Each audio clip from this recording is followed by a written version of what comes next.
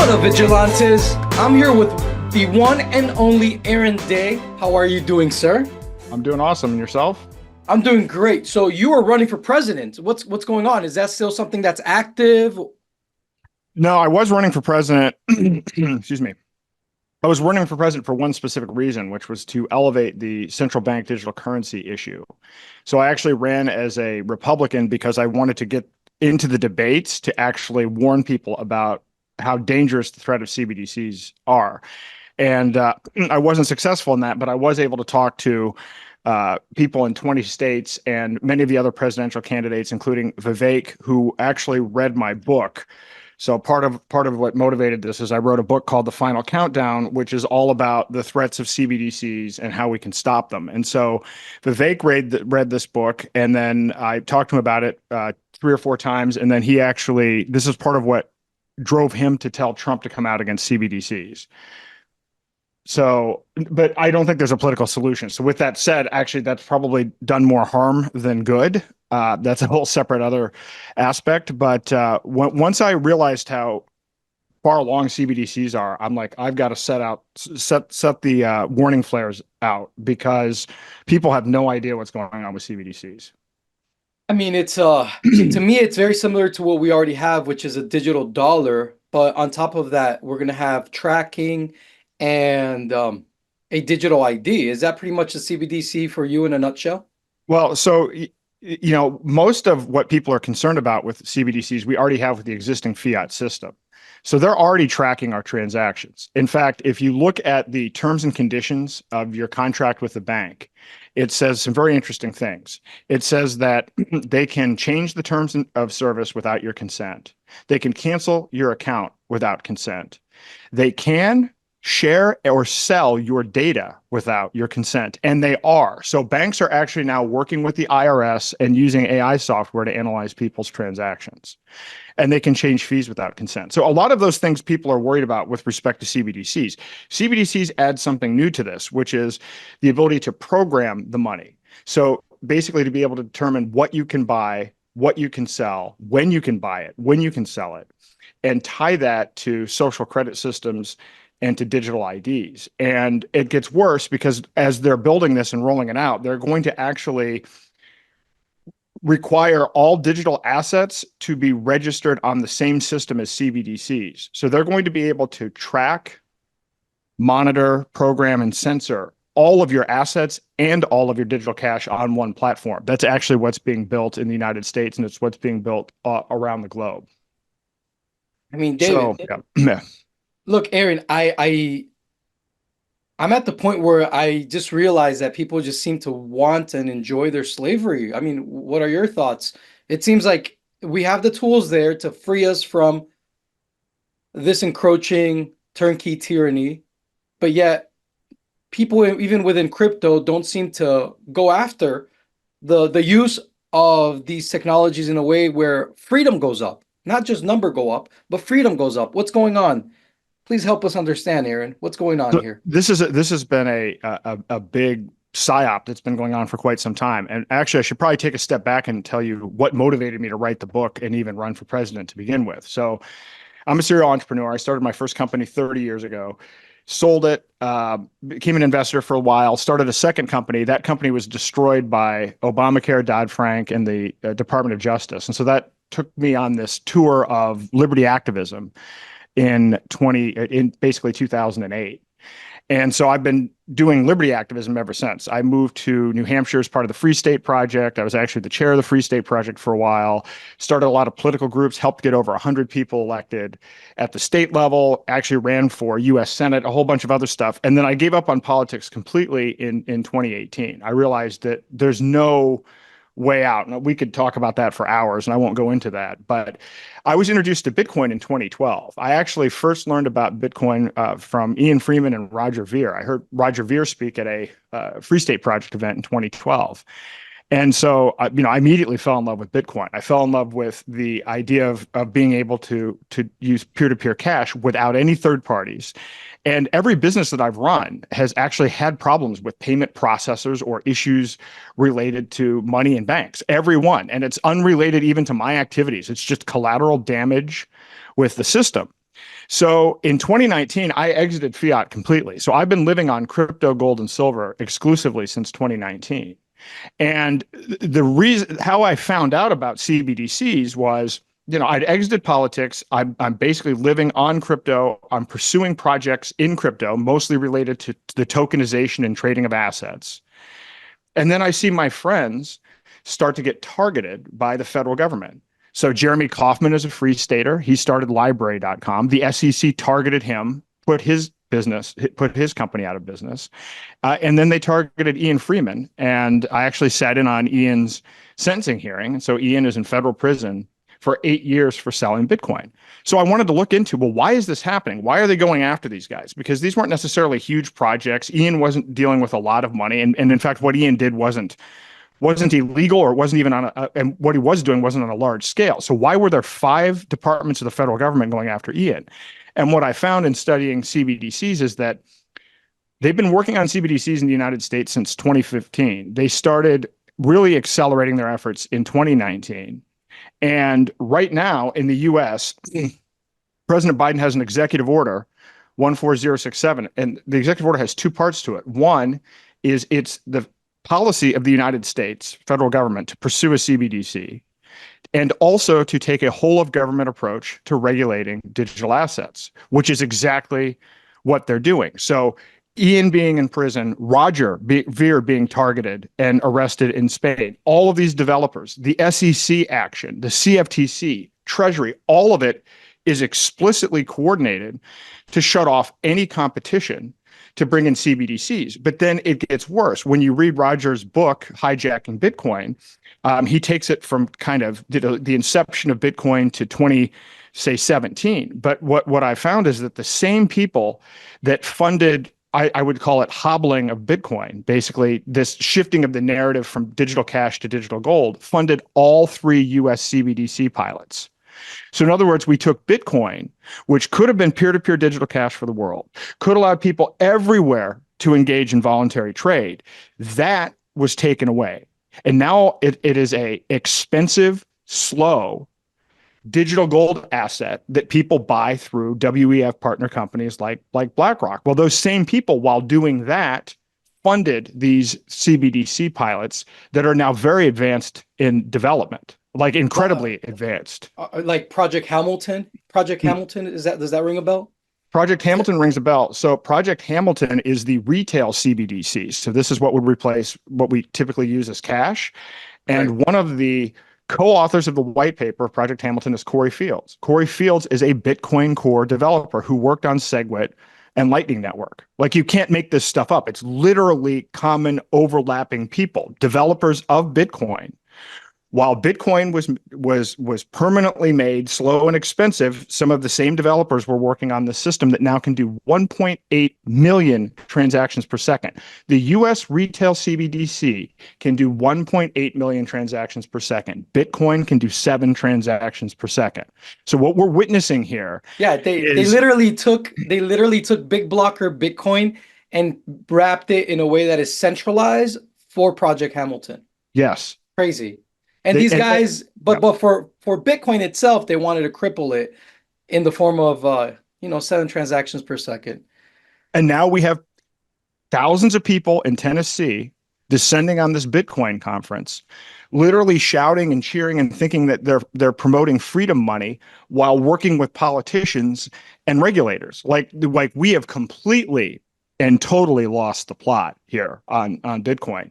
And so this is the challenge. So the challenge is, if you started out and you were sick of the failure of central banks, and you were sick of all of the tyranny, and you were sick of the existing financial system, well, the group of people working on those alternatives has shrunk to almost nothing. And now you have people out there, hundreds of thousands of people, that are promoting something that they don't know what they're promoting. And that's the challenge, because how do you educate people? Because now people have $1.26 trillion worth of incentives to keep pumping their coin and to keep deluding themselves about the narrative that Bitcoin is freedom money.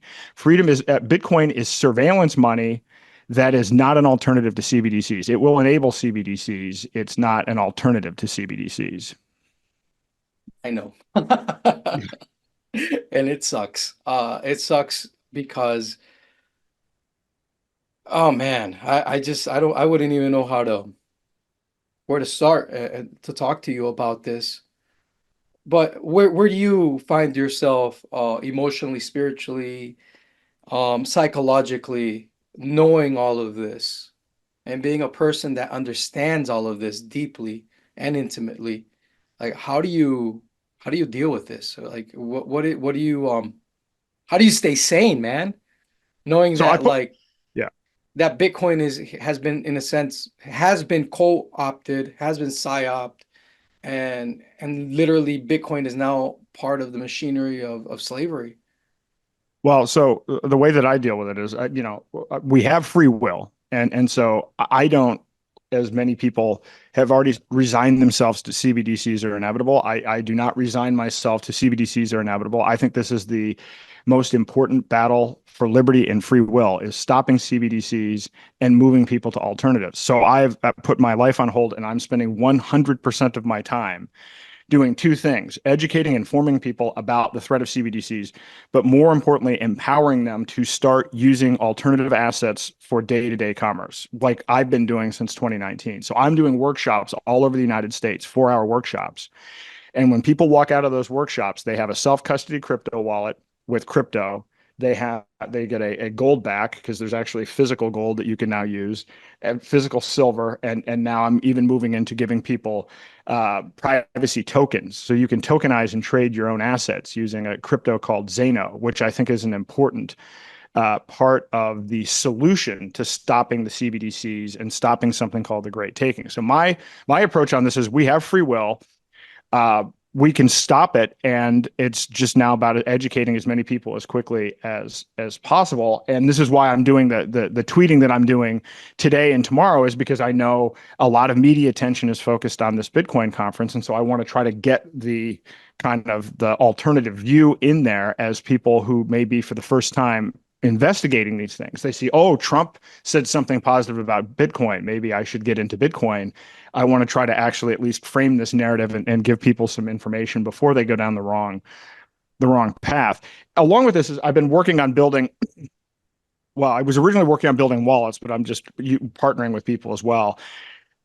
One of the most disappointing things about crypto. So, I've been using it since 2012. I've been living on it exclusively since 2019. And crypto is in the position that it is for a couple of reasons. Yes, it was hijacked, and yes, we have government regulators that have been trying to crack down on it. But we also haven't innovated. When I got my first Bitcoin in 2012, it was fast, it was cheap, it was nearly instant, it was a fraction of a penny, and it was better than anything that existed in the marketplace. But since 2012, big tech and the financial services industry is they've launched Venmo, they've launched Zelle, Google Pay, Apple Pay, soon to be X payments.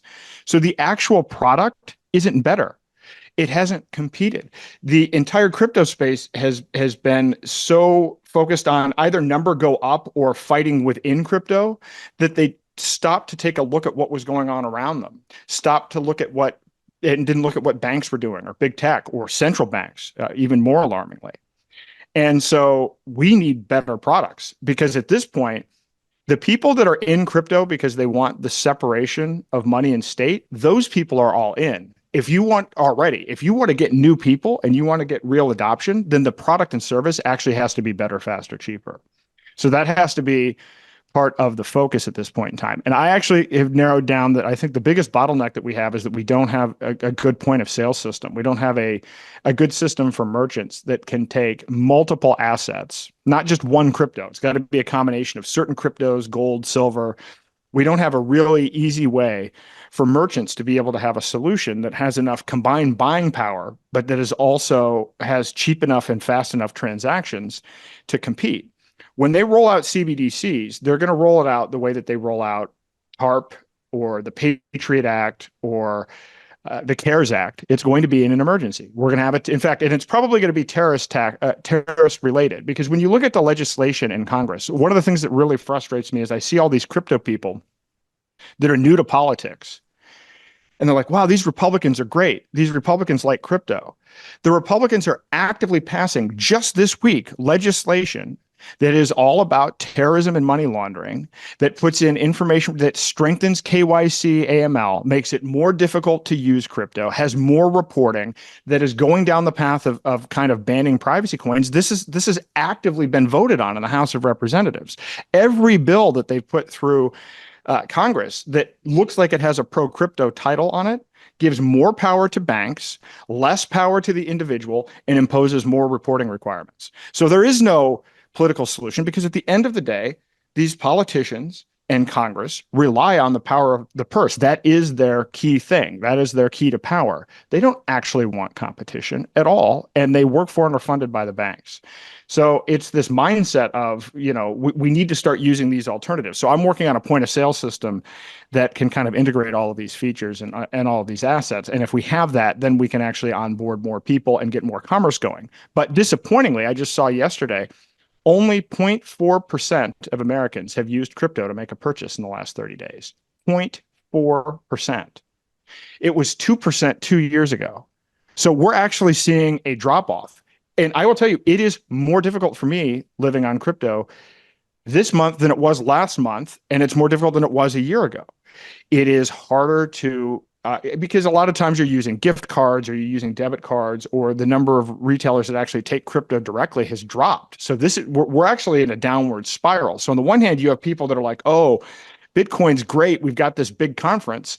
We have all this stuff going on. In the meantime, fewer people are using the technology for actual peer-to-peer commerce. I mean, a lot of it has to do with the fact that this has been a psyop that we suffered through.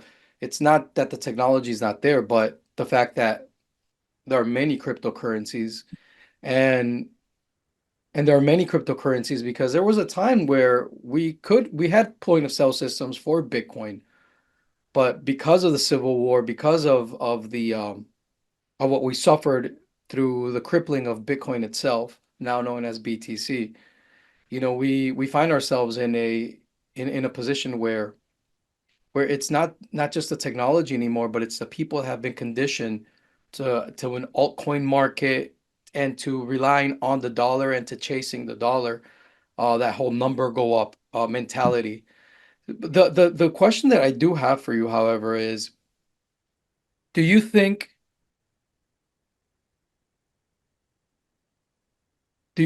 that we've reached the cap in crypto regarding liberty oriented adopters?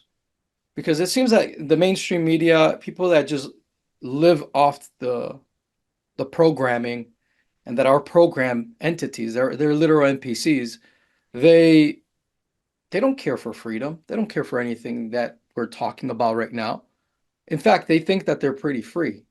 And if they have any hope or if they have any problem, they don't seek freedom. They rather seek some authority to solve it for them. So we live in a world where the masses are conditioned. Did we reach a cap in crypto in terms of the libertarian adoption? I do not believe that we have reached a cap in crypto. I think that at all. I think we have to regroup, and I think that I'll tell you. For me, it's interesting because when I think about Ian and Roger, so Roger Ver learned about Bitcoin from Ian Freeman.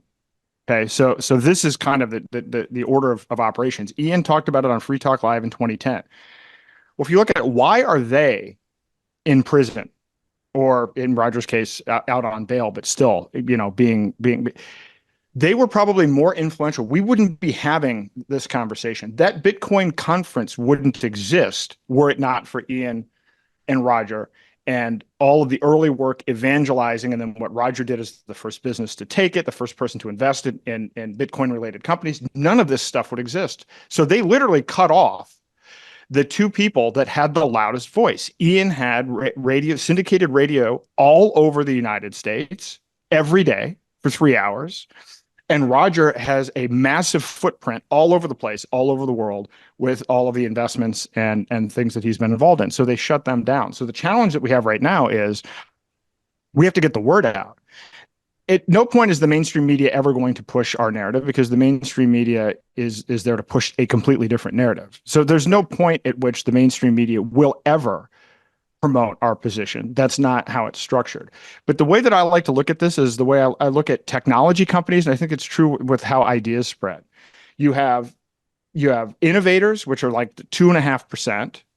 And then you have early adopters, which is 13.5%. And then you have to go through this phase where it's called crossing the chasm, which is the most difficult part in technology adoption. And then you get to early majority, which is 34%, and so on and so forth. And I think so. This is how this is going to work. It's never going to, nothing ever starts at mass market adoption. Everything always starts with innovation. The problem that happened with crypto is the innovation part got fractured into 20,000 pieces. This is the challenge, right? So if we just had one coin, if we just had Bitcoin and everybody were aligned on that, we'd be in a completely different place. But when you shatter the innovators into 20,000 different parts, now you have just complete chaos. And so, but the key is we still need to go after those early adopters, and we need to build tools. I think the key to it is making tools that are easy to use. So I do workshops all over the United States with between 100 and 300 people. And I will tell you, the people that I am talking to in these workshops, these are not people that are in our normal community. These are not people from the libertarian side or the crypto side. These are people that were radicalized by COVID and that have woken up and have started to ask questions about, well, what is the Federal Reserve? Why do I have inflation? There are tens of millions of people out there that have never touched crypto. And it's interesting, when I do my talk, I ask people, and this is pretty disappointing, more people outside of the echo chamber have heard of Sam Bankman-Fried than Satoshi Nakamoto. I literally do a poll when I do my talk. That's intense. Most people don't know you can even use crypto as a currency. They're unaware of it as a use case. Most people think that it is only a speculative investment. And actually, the majority of people have a negative view of it as an investment, in part probably because if you're informed that SBF is more of kind of the leadership of what crypto is all about, then that would probably make sense that you would think that it's more of a scam. So when I go through these things, so after 4 hours, right? So then once I explain what's going on, then these people are energized. But these are people that have never touched cryptocurrency, and they're out there and they are ready. They are looking for alternatives. They know, people understand. Interestingly, though, as well, older people understand more than younger people. Boomers actually this is why I've been shocked. I was in Silicon Valley in front of 100 people, and these were mostly boomers, not necessarily technical. And they'd never touched crypto before, but they actually have decent net worths. They actually have some money and they have some capacity, and they're completely open to this. The biggest challenge is actually the ease of use. That's what I found. So because when I'm sitting there, it's like, okay, I can give you, people understand a gold back, right? I mean, this is, people understand cash. What we might think in the crypto space is user friendly is not, people didn't have a lot of boomers involved in user testing and UI design and putting together crypto wallets and crypto products. Let's be realistic. It's been a bunch of 20-year-old dudes developing stuff for 20-year-old dudes. So if we actually just add some UI to it, I'm telling you, there are tens of millions of people in the United States that are now open to this, but it won't work unless it's as good or better than the existing financial system. So I believe we can be successful at this, but what it's going to require is building a solution that's user-friendly, that can actually handle enough transactions per second, because we're going to have to onboard people in an emergency, right? We're not going to get mass adoption ahead of the emergency. So we're going to have to be in a situation where we have a life raft ready. So when there's the terrorist attack or the false flag or whatever it is, most of the time when these fear-based events are triggered, people are given no choice, right? It's either you take this or you have no other alternative. Take CBDCs or lose the money in your bank account. If we can actually present them with an alternative, that's how we can actually win. And that's how we can actually shut down the system, because their system requires nearly 100% compliance. I mean, 2 or 3% of people exiting the existing fiat system, and they're in trouble because the system is already highly leveraged and collapsing. The problem is they know that too. It's a controlled demolition. So if we can kind of unwind their thing before they have a chance to roll everything out, then we actually have a shot. So I do believe that it is possible, but I think that is what's required, actually having user-friendly tools. and I'm going to continue to go. I'm booking 17 of these workshops all over the US, and the workshops are getting larger. More people are turning out. I mean, and these are people in a million years we would have not been talking to. 5 years ago, 7 years ago, we would have laughed about even the idea that these people would show up for a workshop like this. So I have that gives me a little bit of hope and confidence, but I will say it's exhausting because we're almost out of time. And what I hadn't sensed, even in the Liberty community and the crypto community, is any sense of urgency. And by the way, I understand why, because when I started researching CBDCs, here's some interesting facts. In 2020, there were only 35 countries at the research stage. Other than China, nobody had rolled out a CBDC, right, in 2020. 35 at the research stage. Today, 134 countries representing 98% of global GDP are at some phase of researching, piloting, developing, or rolling out CBDCs. 11 countries have rolled out CBDCs. There are more CBDC accounts globally today than there are crypto accounts. And all of that has happened just in 4 years. So while we're sitting here talking about adoption, one of the things that drives me nuts about Bitcoin maxis is like, well, Rome wasn't built in a day and it's going to take time. And they try to compare how long it took for gold and other things to be used. It's like, no. Instagram, TikTok, OpenAI, we live in a modern world where technological adoption happens overnight. You can get a billion users in 24 months. And they're sitting around like, well, and so they're not taking it seriously. And so now all of crypto has been dwarfed by these CBDC accounts. Not that people like them, right? And it's not that they're great, but they're being consistent in rolling them out and making adjustments. I mean, they're committed to this strategy because at the end, this ends up being a global government type of situation where energy credits back actually what currency is. I could go into that. I go into that in the book. But they're committed to their strategy, and we're sitting here like, well, my coin is better than your coin, and it's like, great. Bitcoin has a $1.26 trillion market cap. That's like less than half of Apple, and it's a little more than 2 times the value of frequent flyer points, right? So in broader perspective here, if we're looking at really competing globally and offering something in the digital payment space, it's still a drop in the bucket after 15 years.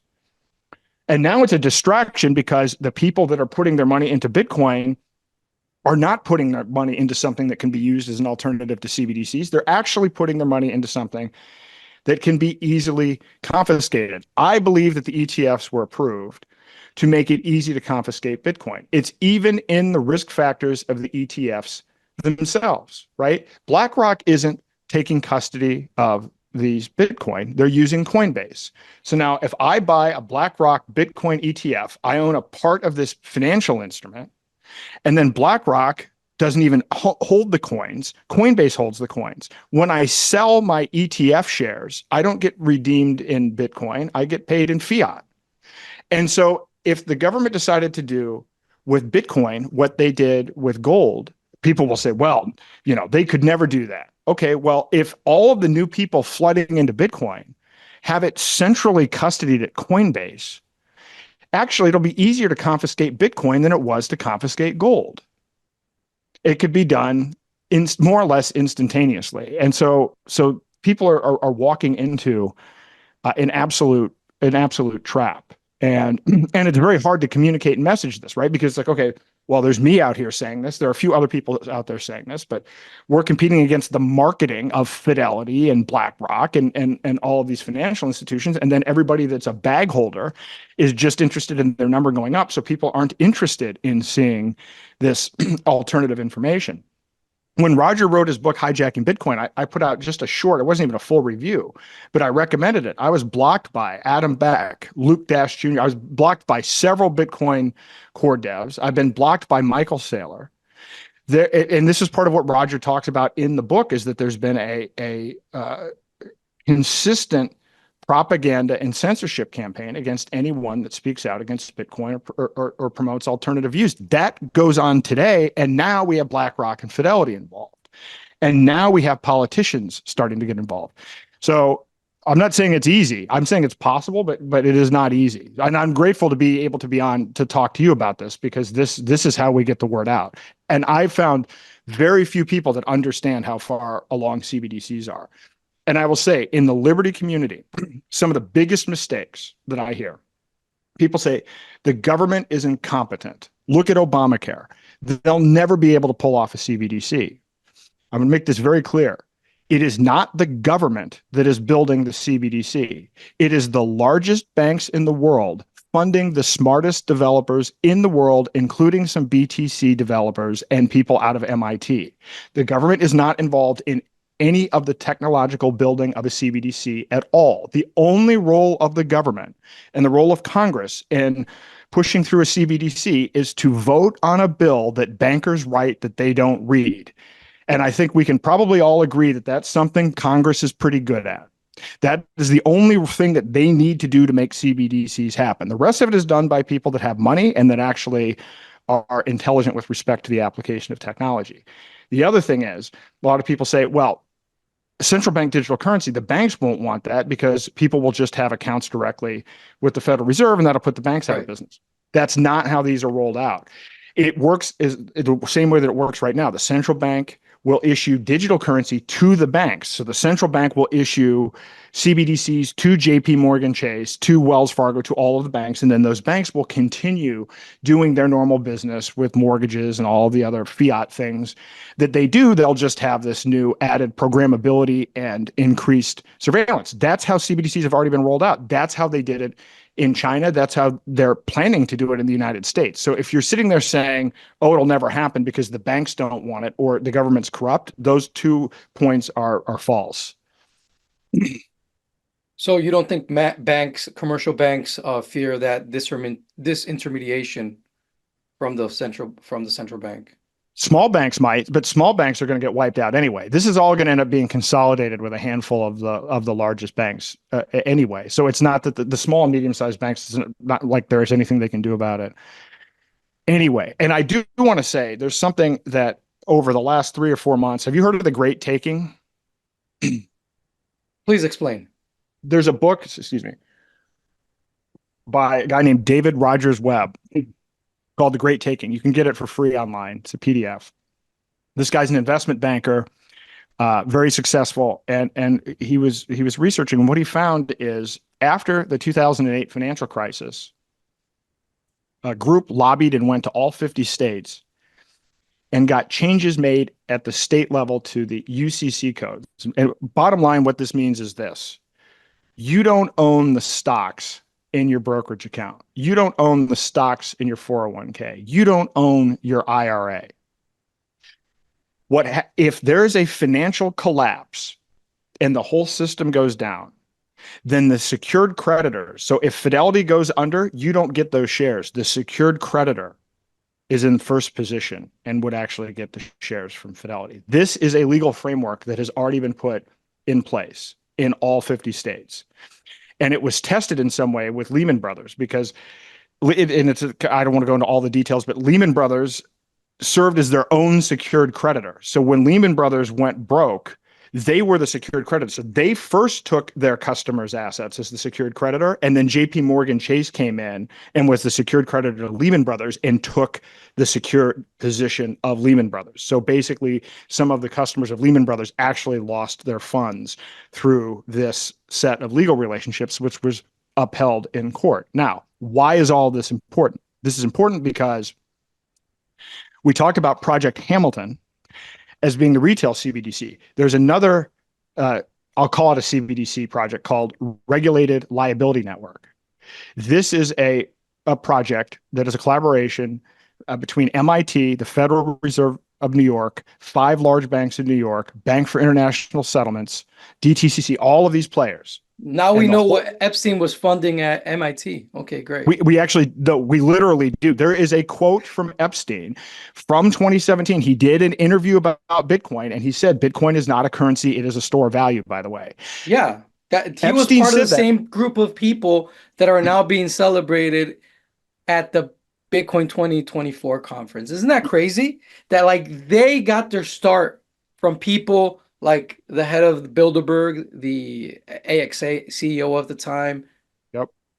Epstein himself. Like Like this is the thing, Aaron, before you keep going, I just feel like I'm personally at the point where I psychologically am just almost like giving up. Like, man, like it's in your face. Like it doesn't seem like people really want freedom at all. It seems like they just want to enjoy the decline and they just want more slavery. But I'm sorry, you were saying, carry on. Well, I think most people are uninformed, but look, so there, I think that there's a process and a strategy to how to do this, but let's go back to this great taking. So regulated liability network. What is regulated liability network?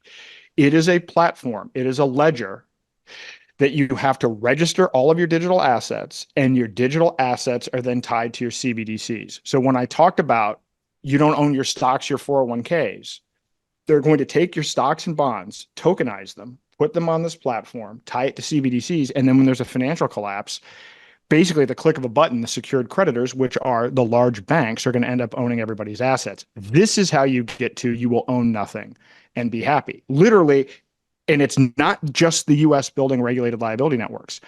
The UK is building one. Europe is building one. Japan is building one. And they've designed the regulated liability networks to be able to interoperate. What does that mean? There's going to be one global platform that connects all digital assets and all CBDCs that can be monitored, programmed, and censored by multiple third parties. That is literally what they're building. So my solution to that is, okay, well, one, stop using the dollar, get out of the dollar. But the real way we stop this is we try to educate people to dump their 401ks and dump their IRAs. This is what actually stops this. Because for a long time I'm like, well, we just need people to get out of cash and start using alternative currencies. Well, you know what I found? Nobody has cash. I mean, I've gone Hmm. all over the country. Nobody sits around in liquid cash, which is actually a good thing because why would you getting 0.2%, right? Right. But what are they doing? Well, they have 401ks, but they don't realize they don't own those 401ks. If the market collapses, they're not going to get ownership of those certificates. And here's the thing to kind of hit home that you already don't own these shares. When you start a company, a private company, you get stock certificates. You have a shareholders agreement. You have the ability to vote those shares. That is a key component of being a shareholder. So if I've got a 401k, I may have 100 different stocks. Does anybody ever ask you to vote any of the shares in your 401k? No. Why? Because you actually contractually give up your right to vote to the custodian. So when people say BlackRock, Vanguard, and State Street own all of these companies. You're probably seeing these maps that show that these guys own all of the companies. They don't own all of the companies. They own all of our voting rights. It's actually our shares or what we think are our shares, but we've given BlackRock and State Street and Fidelity the ability to vote our shares. We've already given that up contractually. How did people give that up? They gave it up through contracts. No one ever reads an agreement. You get Microsoft, you get a new operating system, you log on to Twitter. Do you ever read the contract? Do you read all of the contracts? You know how you click here, accept the terms and conditions? Do you read those? Most people don't. Yes, Most you're people right. don't. And by the way, if you did, you can't do anything about it. What are you going to do? Redline the agreement, send it back to the general counsel at Apple if you don't like the terms? Sorry, this is a take it or leave it agreement. We have given away ownership of all of our data through these click wrap agreements, through technology, but we've also done it with banks. No one looks the stuff that I said at the beginning about how you don't own the money in the bank account. You don't. Go look at I encourage everybody watching this, go to your bank's website, download the terms and conditions. If you don't want to read all of it, throw it into AI and have it summarize it for you. And what you will find is you really don't own the money. They can cancel the account, they can change the terms, they can give all the data. All of that is there today, and you signed it when you signed that bank account. You signed an agreement giving away all those rights. So when you get a 401k and you have a brokerage agreement, you sign all of that away. You've signed it all away already. So you don't own this, but nobody told you about it. There was no informed consent. And chances are you just clicked on an agreement and you know what? People will even say, well, that's just boilerplate. If you ever see a legal agreement where it's in all caps, I mean, this is the stuff where it's like, well, yeah, nobody ever reads any of this. Yeah, it's pages and pages of stuff in all caps that basically where you give up all of your rights. And it's called boilerplate. And now people don't even read it. So we've given up everything and we've done it voluntarily. So we can take it back. We have to take back and reclaim ownership of our money and ownership of our assets. So a long time ago, I dumped my 401k. There are tax implications. Anybody over 59 and a half. Oh, and by the way, I can't say, I love this too. This isn't financial advice, right? We have to say that. We have to legally say, I can't give financial advice because there is a group called FINRA, which is a cartel of financial services organizations that has power of the state through the SEC that determines who is and who is not legally a registered financial advisor. And if you are not part of that cartel and you give financial advice, they can send the SEC after you.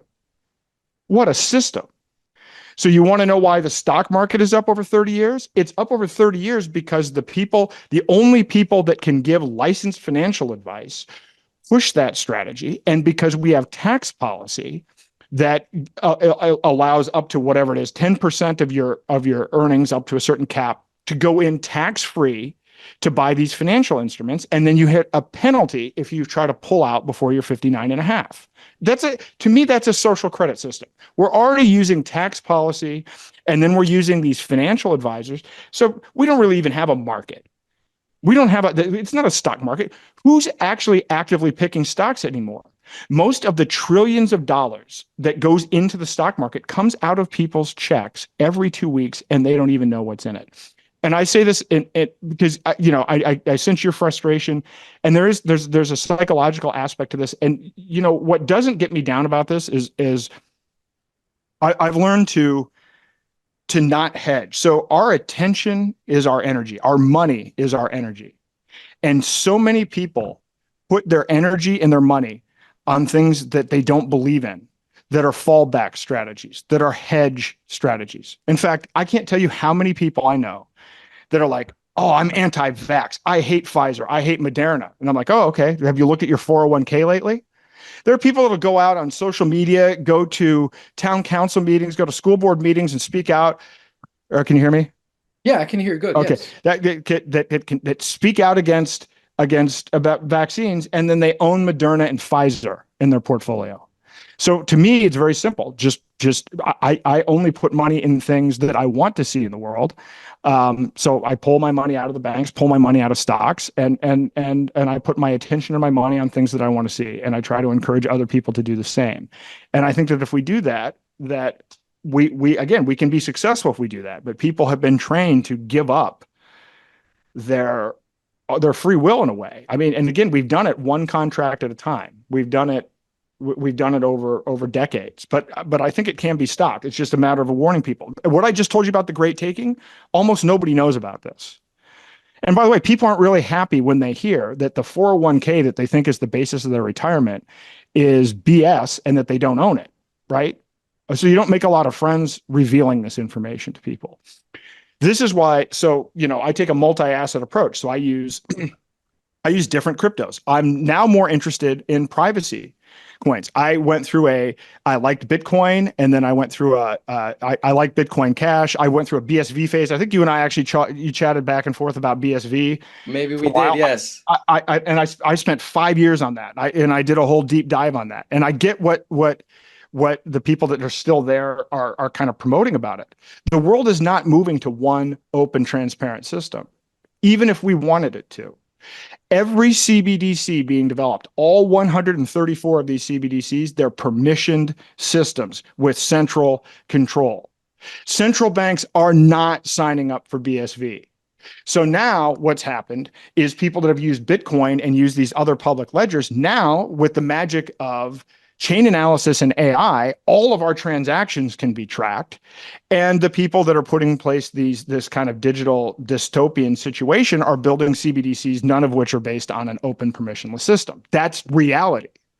We might have thought that, well, they'll have to take this technology because it's so much better. That's not how central banks work. These people will create wars and fund both sides and have hundreds of thousands of people murder each other so they can get an extra 5%. These are people that are not interested in what as libertarians and people that don't like violence. That's not who's running the show here. They think completely differently. They do not share our worldview, and the technology they're implementing is not the technology that we might hope and wish, which is why I've moved now into more of a, hey, look, this is privacy. This is, I need the ability to engage in voluntary trade, and I'm not engaging in any illegal activity. Immediately, they want to say you're a drug dealer, you're trafficking children. All of that is done with fiat. Most of that is done with the intelligence community and government as active participants in it, right? So all of these claims of, well, we can't have these privacy coins because it will enable all of this other stuff. The people that are running these systems from the top down are the ones that are actually already running that stuff. So I want to have privacy coins and privacy tokens so that I can buy grass-fed meat, so that I can buy raw milk, so that I can actually travel wherever I want to travel without getting shut off based on my usage of carbon credits. That's why I want and need privacy coins and privacy money. And so I've gone down that path. So I like Monero. I like Zeno as a crypto because it allows you to tokenize and trade assets. So I can, Yeah, without any I third interviewed the parties. Zeno guys here before. Yeah. I've gotten really into that recently because of the intersection of CBDCs and the great taking. Zeno is the solution. So if they're going to require everybody to digitize all of their assets, KYC, AML those assets, and put them on a common ledger that multiple people can control, that means this isn't even just about your money. They can shut off your car, they can shut off your computer, they can shut off and control your ability to even move, trade, or use your own assets. Zeno is the antidote to that. This is an ability for you to tokenize your own assets, trade it with people privately without any third party being able to know about it in the middle. That is, I don't think people quite yet appreciate how big and important that is, because money only represents 5% of global assets. So we're actually, when you look at all of the assets, land, stocks, bonds, art, collectible, everything that is an asset, it's literally over $1 quadrillion. So the ability to tokenize and trade assets is an even bigger kind of market size, but it's also, I believe it's going to be necessary, because when they roll out CBDCs in an emergency, unless there's an alternative, most people will take it. And once they take it, it's the end of free will, because once they can control your money, they can control your behavior. Then it doesn't even matter what your issue is. If your issue is, health freedom, if it's food freedom, if it's vaccines, war, whatever your issue is, you're now going to be dead in the water, because they control your ability to move not only your money, but your assets. So there are ways out, and the ways out are to use privacy coins and to start tokenizing and trading assets privately. So that's why it's a serious situation and we don't have a lot of time, but there are solutions, there are technologies. And so trying to educate people on all of this, I'm going to be doing a lot. You're going to see a lot from me on social media, educating people about tokenization, because people don't know everything that you buy and sell is in a database anyway, right? And in most cases, it's in a centralized database, but so much corruption happens. Like with the stock market, there are so many intermediaries in the stock market. You don't own the stock certificate. There are layers of people in between. They commit fraud because they don't actually report on the information properly. And so they don't want to move to a blockchain. I actually spent a lot of time on Ravencoin, and one of the big use cases of Ravencoin, it was as a fork of Bitcoin that allowed you to tokenize assets, but you'd have an open public ledger, which could have fixed and addressed some of the corruption with GameStop and AMC, with the naked short selling and what the hedge funds were doing. And so the idea is, we'll tokenize this, because the way the ledger system works right now is fraudulent and it's not transparent. And there's a lot of shenanigans going on. But guess what? Wall Street doesn't want a public open ledger. So they're not interested in those technologies. They actually invested in T0, which was a company that used Ravencoin, and I believe to shelve the patent, because it was the New York Stock Exchange that ultimately took a majority position in it. They don't want transparency. So here we are thinking, I remember that. That yeah. was Patrick Burns' thing. Yeah. Project Medici, yes. Yeah, I spent tons of time on that. I thought it was a great idea. I thought Patrick's idea of a blockchain tech stack for human civilization, taking this blockchain technology that basically disintermediates corrupt third parties, whether they're government or Wall Street or anything like that. I thought that was a good idea. Guess what? The incumbent players don't want it. They're not taking it. They're not accepting it. This is the problem that I think BSV has. I don't care if it does 1 trillion transactions per second. None of the governments, none of the central banks, and none of the incumbent players want that. Yeah, they don't Eh, want it. They want it themselves, like they're doing with Project Hamilton, but they don't want it for us. They don't want us to have it. They don't 100%. want it for us. So how do we fight back? We fight back by saying, well, fine, we're not using your system. We're going to use our system, and our system is going to be private, and you can't track it. So I'm going to trade all my assets. I've already traded. I've actually tokenized the first gold back and traded it on Zeno. I've tokenized, I've put a book on Zeno, a PDF. So you can, and I'm going through all of the different use cases just to show people, because they've also built, and it doesn't sound like much, but just for me, who's been working on tokenization, the ability for me to tokenize an asset and to trade it with you wallet to wallet without any exchange or any third party. That is that's a magical experience in terms of what that opens up for voluntary trade. It's like to me, it was a magical thing. So I want to educate people on this, because this is how we stop them. We're not going to vote them out of office. There is no, it's just manufactured polarity. There are no two different sides. The Republicans and the Democrats are all pushing. The Republicans are going to push for CBDCs because they need to stop immigrants. That's going to be the argument that they use. They're both going to use terrorism and money laundering.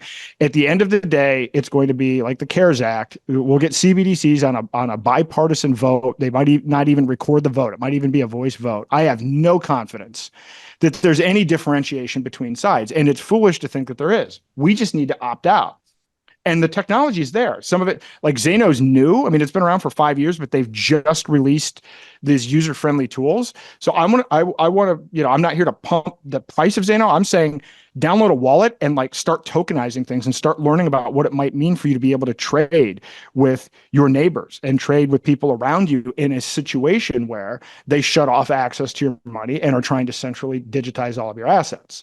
I just want people to start thinking about what that means and what the implications are. And when you do realize the implications, you realize, well, we do have a solution. We do have a way to fight back. We absolutely can win, but there's not a lot of time, and a lot of what we just went over is very complex. We'll have to do 4-hour workshops, right? There's no 10-minute version of what we're talking about.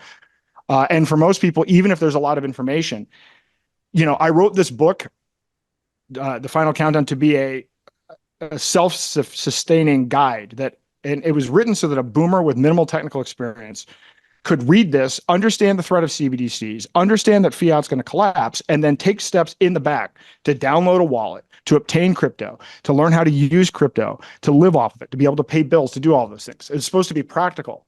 And what I found is people are like, oh, I like the book. Wow, I'm afraid now. I see all the doom, but I couldn't get myself to download the wallet, right? Like literally that was it's like, there's really a pain point. There's fear. So I'm like, okay, I'll do workshops and then we'll set you up with the wallet while you're there. So you will walk out empowered with the wallet. That is a necessary step.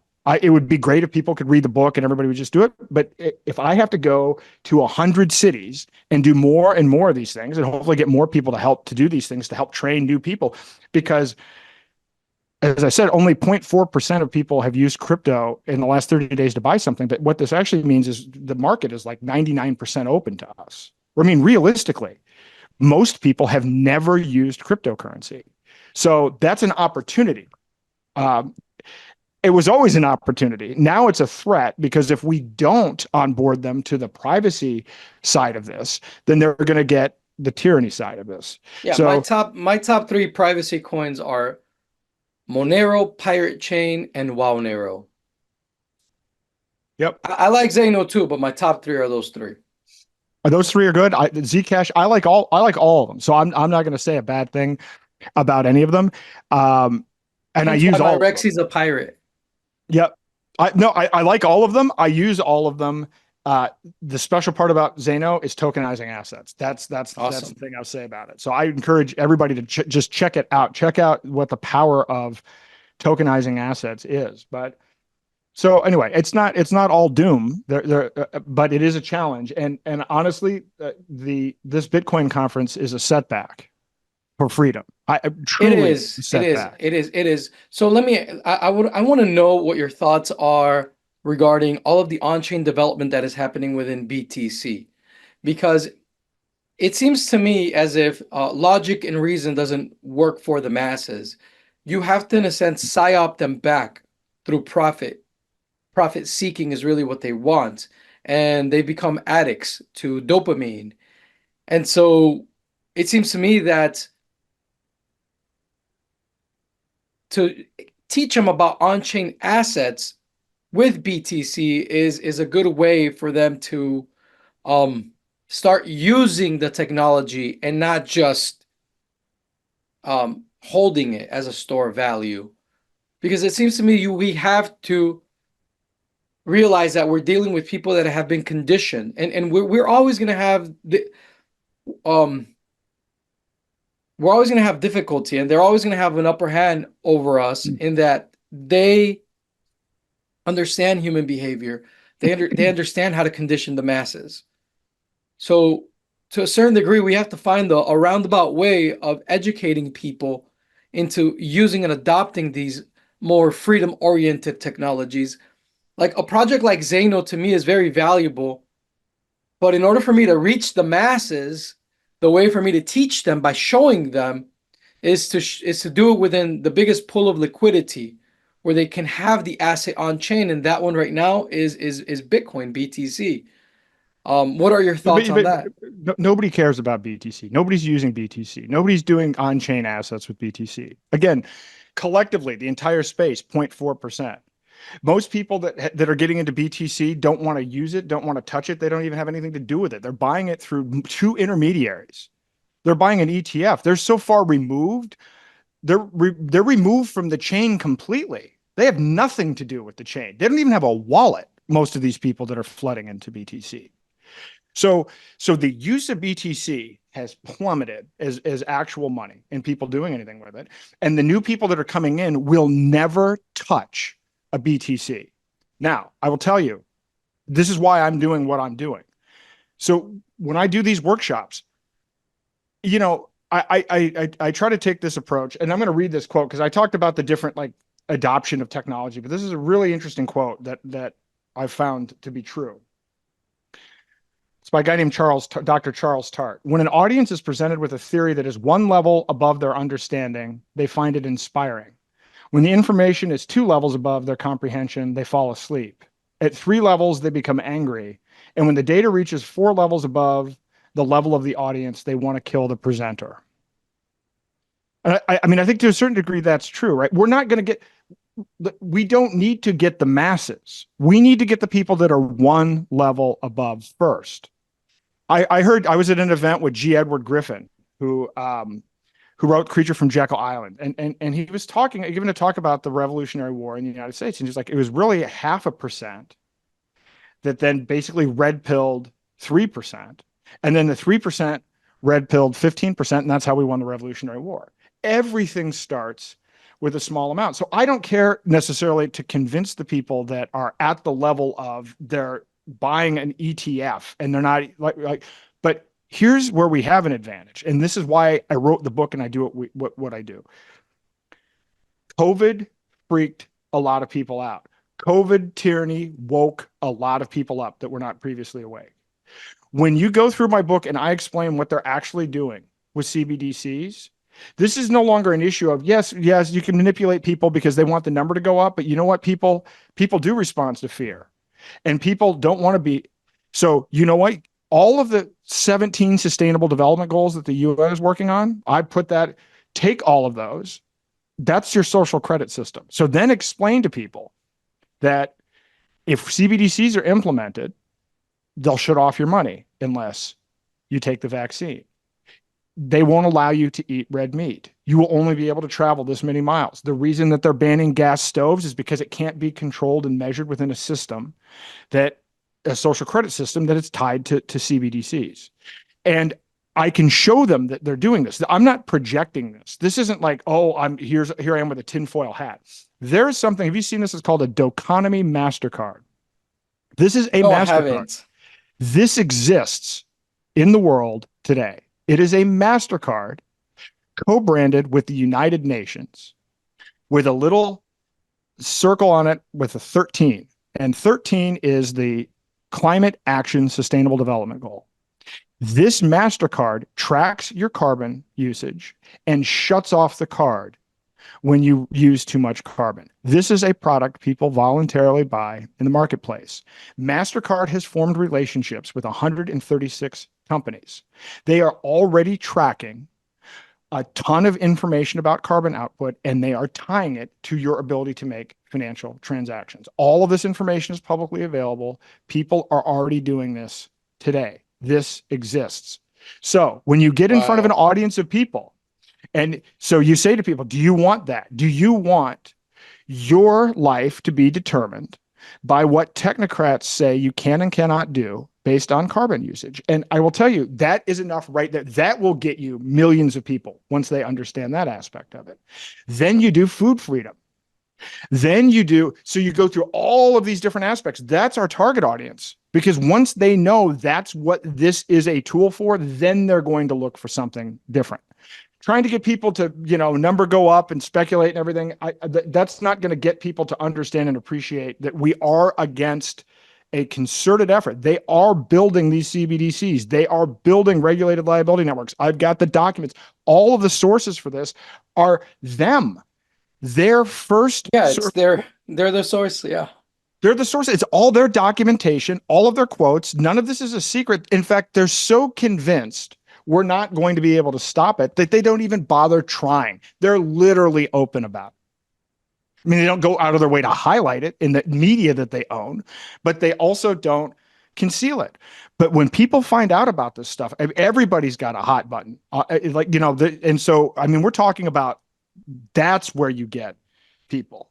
You get people that don't like COVID tyranny and they don't want it applied in any of a number of different areas. And once you show them that that's actually what the plan is, then they're engaged. A lot of people, though, don't differentiate between crypto and CBDCs. There's a huge component of people that have a religious aspect to this, that they think they see either CBDCs or crypto as being the mark of the beast, and they don't distinguish between the two. And you know what? I say to them, fine, gold. Use gold and silver. I'm not here to push crypto. I'm here to push alternative assets that separate money and state. But I will say this, just on the ranting about Bitcoin, gold out innovated Bitcoin in the last 5 years. This is a better medium of exchange. This is 1/1000th of an ounce of gold. I use this. I got my haircut. I tipped him with Zeno and with a gold back. Everywhere I go, I tip people with this, with a link that then goes to a site that explains all of the different alternative assets. They out innovated Bitcoin. So there's no excuse of, oh, Rome wasn't built in a day. It's just going to take time. It's going to take thousands of years. Oh, it's all about your time preference. No, you Yeah. have to build stuff that works. That's easy. But I'm telling you, but get people to understand the truth. Like, don't lie, don't fearmonger. Get people to understand the truth of what's going on. Then they're receptive. That's why when I do the workshop, by the time the first half of the workshop is over, people are like, okay, what do we do about this? Okay, well, here's what we do about it. Here's this wallet. Here's this. Tokenize this. Use this. And start today. Just do one transaction. Just make that. Well, I mean, look, yeah, that's Aaron, how you all. gave me a lot of hope. You've given me a lot of hope. I'm pretty sure a lot of people here listening to you are getting hope. I have so much hope that you've given me that I want to go to one of your workshops now. I want to go see you in action. I want to help out if I can. Because it's almost you called me out on it, and you're right. It is frustrating. It is disheartening. And I work with Jeff Berwick. Like, he tells you these things all the time. So to me, it's like sometimes I just have to like step away from it all so I can be sane and focus on solutions through crypto. Pardon me, what were you saying? Well, but and I get it, and believe me, I've spent a lot of time. I spent a lot of time in dark places, and one of the things for me is I'm not. My background is not like, I'm at the Brownstone Institute now, but my background is not as an author. I'm not somebody that goes out and does lectures. I'm a serial entrepreneur. I like to build solutions, and in this particular instance, it's like, okay, this is the right intersection of education and solution. Because if we didn't have solutions, then going around and spreading doom would be a horrible thing. Yeah. I hate doing that. And I will say what I've heard in the last 6 weeks with the different talks that I've done in different places. A lot more people understand the problem. A lot of people are like the WEF, Klaus Schwab, UN. There are a lot more people awake to that. And a lot of people are saying, I don't want to hear any more about the problem. Unless you've got a solution, then you're just adding to my emotional distress. Nice. But you know what? We've had the solutions. We've been working on the solutions a long time. I know Jeff's a big Monero fan. You're in all these privacy coins. We're in, you know what? We've got it. Now we just need to figure out how to explain it to people. And now it's not just a, hey, this is like a cool, you know, it's just it's people like us in our little niche. No, this stuff is privacy coins and privacy tokens are for everyone. This technology is for everyone deserves privacy and the ability to engage in free trade. And a lot of times it's tough because I mean I've done this too. I mean I'm a nerd, started using computers when I'm 5, the whole 9 yards, and it's like, but you get to the point where some of it's like it's a cool factor of, hey, me and my buddies are doing this. Now that's not what gets me excited. What gets me excited is how do you make it so that a grandmother can use this? How do you make it so that anybody can use this? That they don't have to have a high IQ. They don't even have to be that technologically sophisticated. And I'm going to give you one example of something that I'm working on with this point of sale system that I hope to be able to do. Imagine a situation, you're a merchant, you take multiple cryptos, you take Monero, you take whatever, Zeno, but you don't want to deal with multiple coins. You want to have only one coin. So let's say you want gold, tokenized gold. So you use something like Zeno to do an exchange, right? Behind the scenes, you're getting Monero in, it's exchanging it out for a gold token. Now imagine you have a gold token that you can take to a gold back ATM and physically withdraw actual gold, physical gold. So now you have a way to have a privacy token and to blend the digital with the physical. That is something that is possible to do. Because I know the gold back people and everything else. A lot of the challenge that we have right now isn't even technical. A lot of it is getting people in precious metals and crypto to realize we are not opponents. We all have a common enemy. And that common enemy are these people that want a technocratic form of government where scientists and engineers make all of our decisions for us and we don't have any rights. That is what we are up against. That's what all of us are against. And if we can work together on this, then a solution like that, so now if I'm a merchant, it's like, okay, the merchant's getting paid in gold. Or the merchant maybe wants to get paid in Monero, whatever it is. They don't have to necessarily manage multiple different cryptos, but now they can appeal to a wide customer base that has a combined a combined buying power, a combined market cap, if you will, that includes multiple cryptos and gold and silver. And now we have a solution that competes with CBDCs. So I think that all of this is doable. It is a function of time. I don't even know how to look. I think where I get triggered probably the most is watching people who I know are pro liberty, have been pro liberty from the beginning, have been involved in Bitcoin early, and got in it for separation of money and state. And now they're at this conference speaking to politicians, and they're trying to convince politicians to buy Bitcoin, and they're getting excited about having Larry Fink, hopefully Larry Fink from BlackRock, can speak to their audience. Those people know better. A lot of the other people don't know any better, and so I don't have any animosity. I don't try to have any animosity towards anyone, but the people that are really problematic are the people that know better and are leading people intentionally into this just to increase the amount of fiat they have. Yeah, I mean, I echo the same sentiment that you have. And I recently I called out the CEO of this conference who was a Bitcoiner alongside me. He met me at the early Bitcoin conference and I called him out and he told me that I was overreacting. Um because he was happy and cheering on the fact that JP Morgan is now taking a role within Bitcoin as BlackRock. Um, I told him that I really do hope that what he sees leads us closer to freedom, but it really is disheartening to say the least. And I notice a lot of people are of the opinion that like it's not if you can't beat them, join them.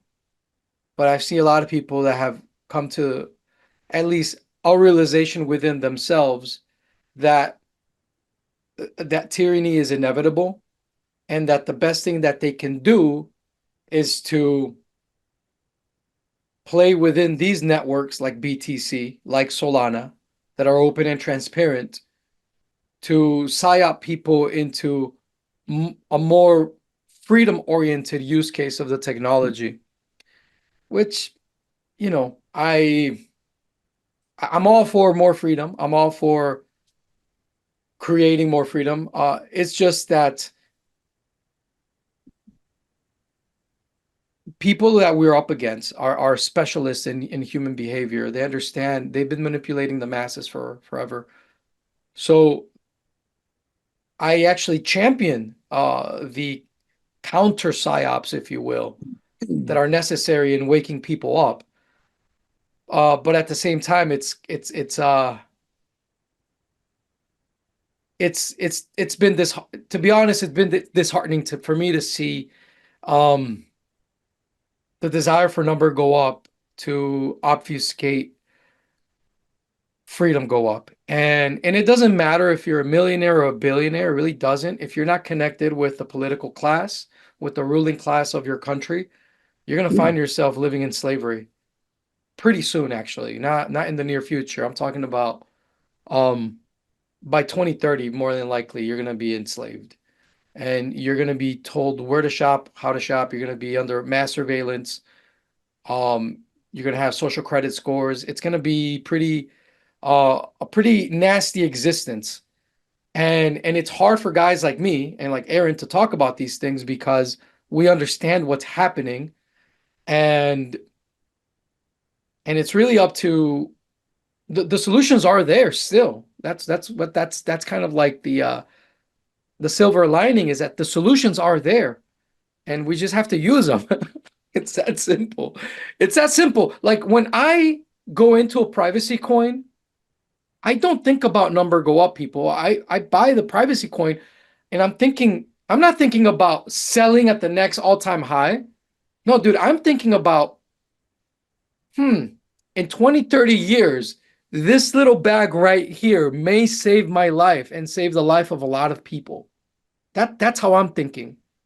Does that make sense? That I'm not thinking about number go up. I'm thinking about the usefulness of the technology itself. It's been sad for me to see people use privacy coins as speculative vehicles. They buy low, sell high, and they're libertarians. And I'm admonishing the libertarian audience that we have, because you guys are not, you guys that sell Monero, that sell Pirate Chain, that sell Nero, Zeno, whatever other awesome privacy coin technology that there's out there. When you sell it, you're literally taking freedom away from the world. And I'm just being very blunt. You really are. You really are taking freedom away from the world.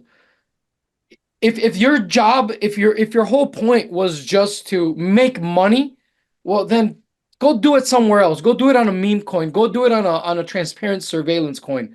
Don't prostitute something that is life-saving for all of us, because that's really what you're doing. You're prostituting technology that is life-saving and life-giving to all of us. So that's pretty much all I have to say. That's my rant. As you can tell, I'm exhausted on the topic. I'm like, yes, Aaron, you're right. Well, What do we do, man?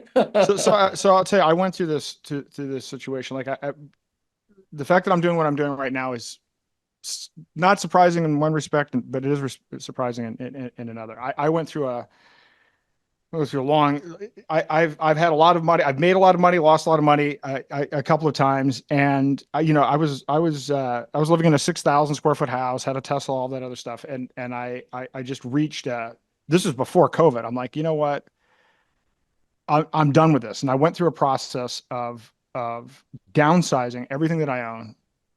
So I exited fiat, exited the bank, got out of the house, downsized everything that I have into 2 suitcases, and just went through like I guess a spiritual process of just kind of resetting, letting go of as much of everything that I can, belief systems, around anything. Like I just went through a whole journey of, focusing on my health and completely resetting. And what I found was I actually don't want that stuff anymore. And what you realize when you go through a process like that is so many people live in fear, or they live in a state of acquiring things based on how others will perceive them, not even about whether they get any actual value or utility out of those things. It really does become a rat race. I mean, and so what happens is when you go through all this process, and part of it as well as it's like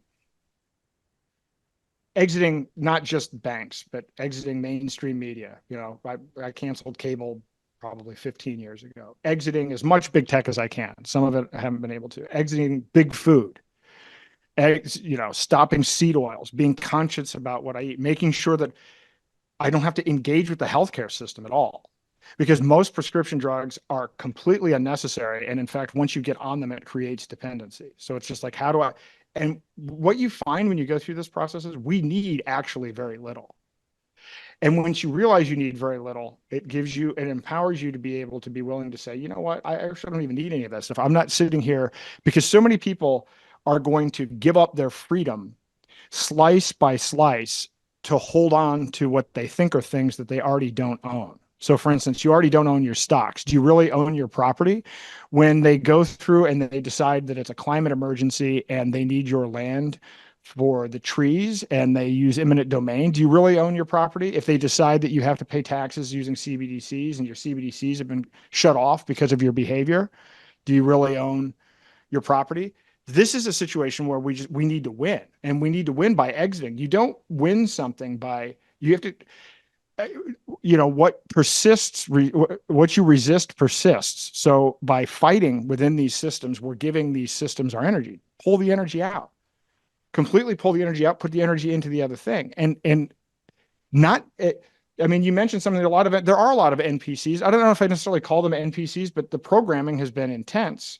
But they could go either way. They're not ideologically aligned to where they are. They're where they are out of lack of consciousness, not out of having made a conscious choice for one decision or another. So the way that we defeat the tyranny view is by living the freedom view in a way that others can actually see and start to experience and start to join in on. And so to me, there's like, so now there's no, now I don't, you can't, there is nothing that I have no fear about this. You could take away everything that I have. I actually don't even care. I know it doesn't even matter. And you got to get to that point where you're willing to go all in. Do we really want freedom or not? And and look, the frustration for me is people that claim to be libertarian and claim to be fighting for freedom, but they really aren't with their attention and energy. They're claiming to be libertarian, but if their actions are cronyism and their actions are in these other areas, and they're not really libertarian. They're libertarian in words, but not in action. Well, you have to have your actions need to be congruent with your words. And if you can get to that place of authenticity, then it doesn't mean the challenge isn't big, but you kind of don't care because you're all in. You're committed to living what you say you believe in. And so few people do this. Again, this is why the United States happened and the Revolutionary War happened. It happened because 0.5% started that way, and then people followed that. We're not going to get mass market right away.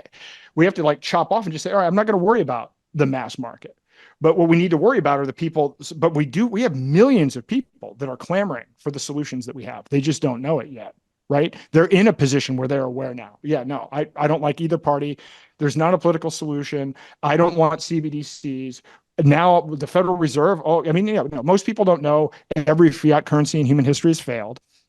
They don't have any background about how money works, but they understand now based on inflation that the Federal Reserve isn't doing a good job. And so now they're open to having a conversation. So now I can sit and explain, and I have a chapter in my book and I say, here's the history of money. Here are the 7 reasons fiat currencies collapse. They have 100% failure rate. Here are the 7 reasons. Here's the United States. We're flashing red on all 7. Usually a currency collapses for 1 or 2 or maybe 3 of the reasons. We have all 7. Right? Once people understand that, now they're receptive. So again, I guess I take the approach of radical honesty, presenting the truth, and trying to live the principles. And I actually don't think it takes that many of us to do that, to have a huge outsized impact. I think some of these people are starting to have cognitive dissonance. I'm seeing some of these BTC maxis that are kind of like, at what point? All right, well, maybe the fork wars and the thing with BCH, maybe, you kind of brush that off. You're like, well, maybe that wasn't a big deal, but it was, but you looked past it, and so now you are where you are. Well, I mean, how many times? So now Jack Dorsey, who's the king of the censorship industrial complex, who literally was censoring people and working with the FBI and working with federal agencies. You think he's your guy? He's out there hanging out with Beyonce and Jay-Z. You think he's had a life transformation? Are you Yeah, nuts? literally the guy that positioned himself against BSV the most. Isn't that crazy? Like, I thought BSV didn't matter. Like, why would this dude who has so much power and influence position himself against who is the no-go zone, the unmentionable, you know, version of Bitcoin that you can't talk about in polite company because you'll get censored. And yet he's taunting that same community at the Super Bowl, sitting next to Beyonce and Jay-Z wearing a Satoshi shirt. Like you can't make this shit up, man. It's just, No, it's no. So, wild. well, so now this is their guy, and now Saylor is their Yeah. guy. That I Taylor. played this Oh, video. Larry Fink is their guy. Larry, and some of these people are kind of like, all Yeah. right, I see this even on my posts. Some of these people are like, they didn't like what I had to say about it being hijacked, and they might want to argue about the digital gold, and there's some people that are honest enough. People have changed their minds. I want to say this: hijacking Bitcoin has changed people's minds. I have tons of people that have DM'd me that I've had people that have said, look, I've now lost my core group of friends because now that I know this, I can't be involved in it. And the guy was like, he's grateful that I was out there doing this because now this is like forming a community for him. There are people that, I mean, you know this because these people you get in these groups, but there are people questioning this. When you read Hijacking Bitcoin, I thought the book could have been Roger ranting about all of the stuff that he went through. This book is all factual. And usually it's in the words of the BTC developers. It's actually in the words of the other side. It's not Roger's like, this is my opinion of this. I was there. It's like, here's the fact, here's the documentation, here's the source. And so all of these people that blocked me, all of the Adam Backs of the world and everything else, they didn't engage in a debate. They didn't refute a fact. No one has refuted any of the factual information in this book. People have changed their minds, which is why it's a shame that Roger is not able to be out publicly talking about it, and why but the truth does work. The radical truth Yeah, does interesting work. how he was arrested right after the book was out. Coincidence, coincidence. Like I think the only aspect about that book that I don't like is a subtle one. That it's in a sense it's Roger Ver saying the small blocker cartel won. I don't think they won. I don't think they won anything. What to me that what they won is a partnership with BlackRock, a partnership with JP Morgan. The small blocker camp that took over the ticker of BTC, what they want was their friendship to the legacy financial system. That's really what they want. But they killed Bitcoin in the process. That was their what they at least attempted to really kill Bitcoin. And they crippled it. Um that's why I keep asking you about all of the on-chain innovations happening in BTC and what your thoughts are on that, because a lot of the people within this are big blockers that see everything that has happened with ordinals, with runes, with atomicals as an opportunity to teach people within Bitcoin BTC about other faculties that are proper to Bitcoin itself natively.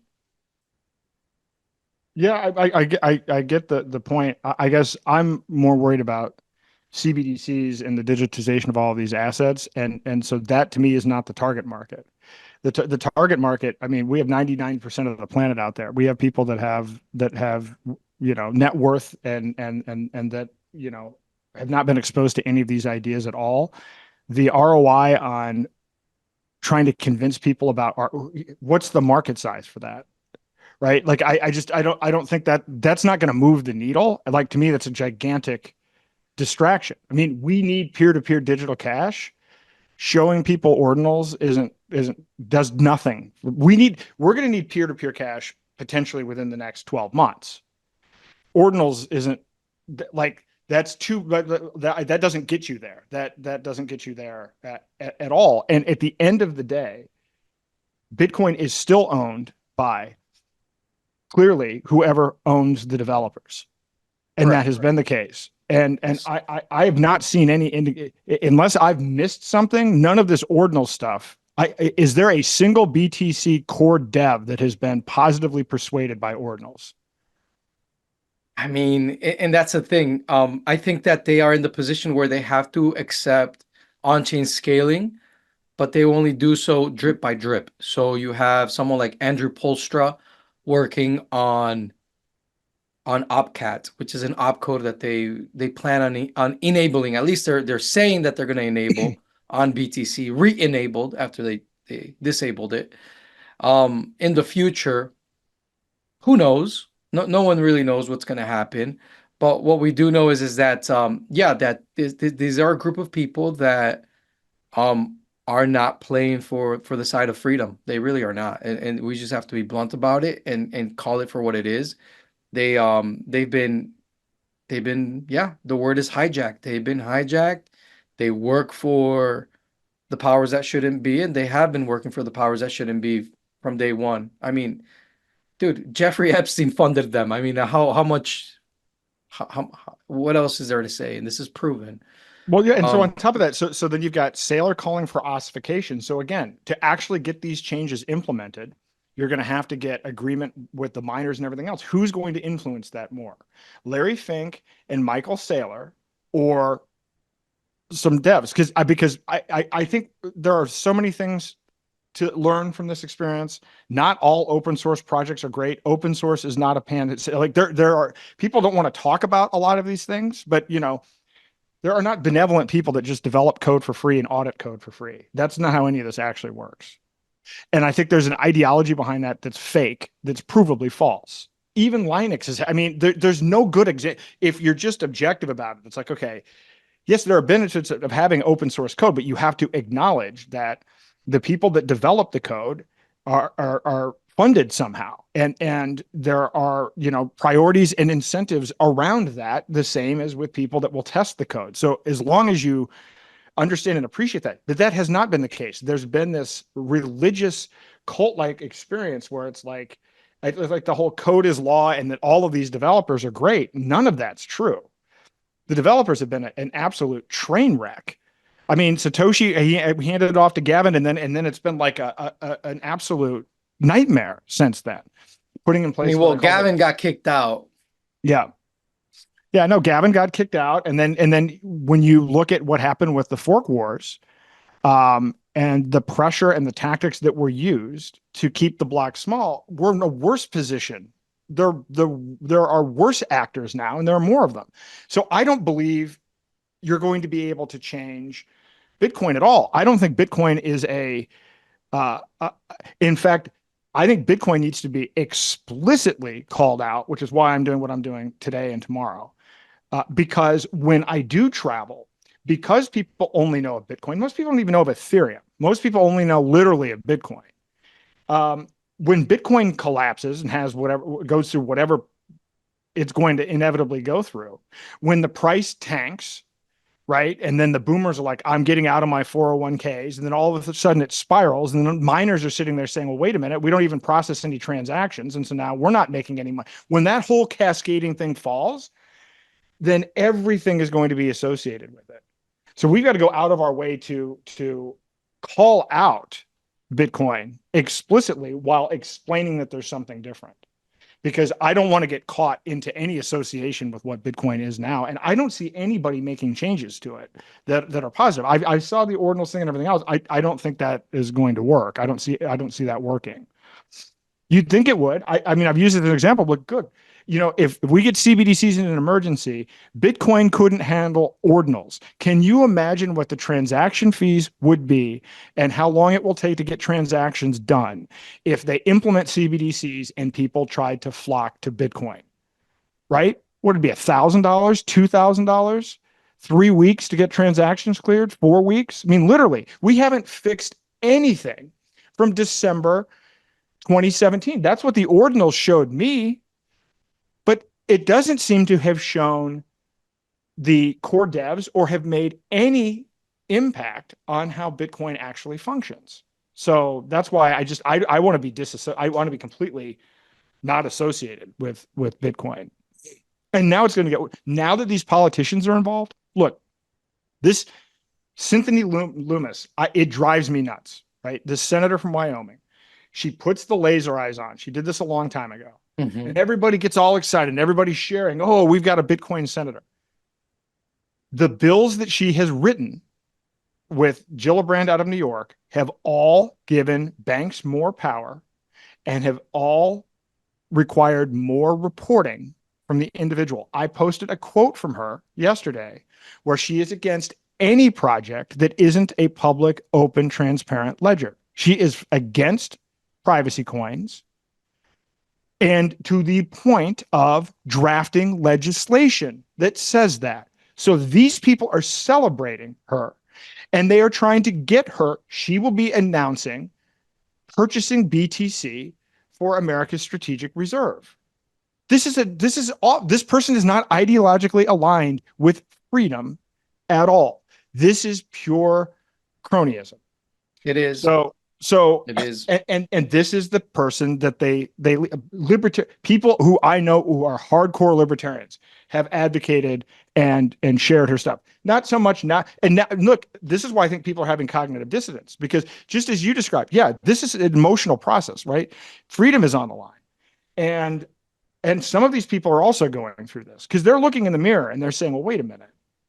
Yeah, I mean, my Yeah. number's going up, but what is my Yeah, life really going to be like? I'm telling you, every single BTC maxi at this point, you cannot call yourself a libertarian. If you're a BTC maxi right now, the crypto vigilante is telling you that you are no longer a libertarian. You've been excommunicated.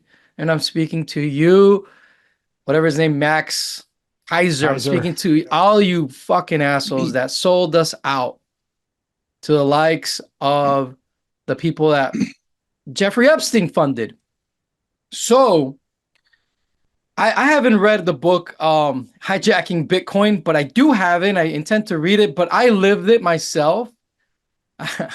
I'm a big blocker. I've always been a big blocker, fighting for everything that Satoshi gave us. And so I will read it, but I'm gonna have to meditate a lot before I read it because it's gonna be it sucks to see how something so beautiful has been co-opted.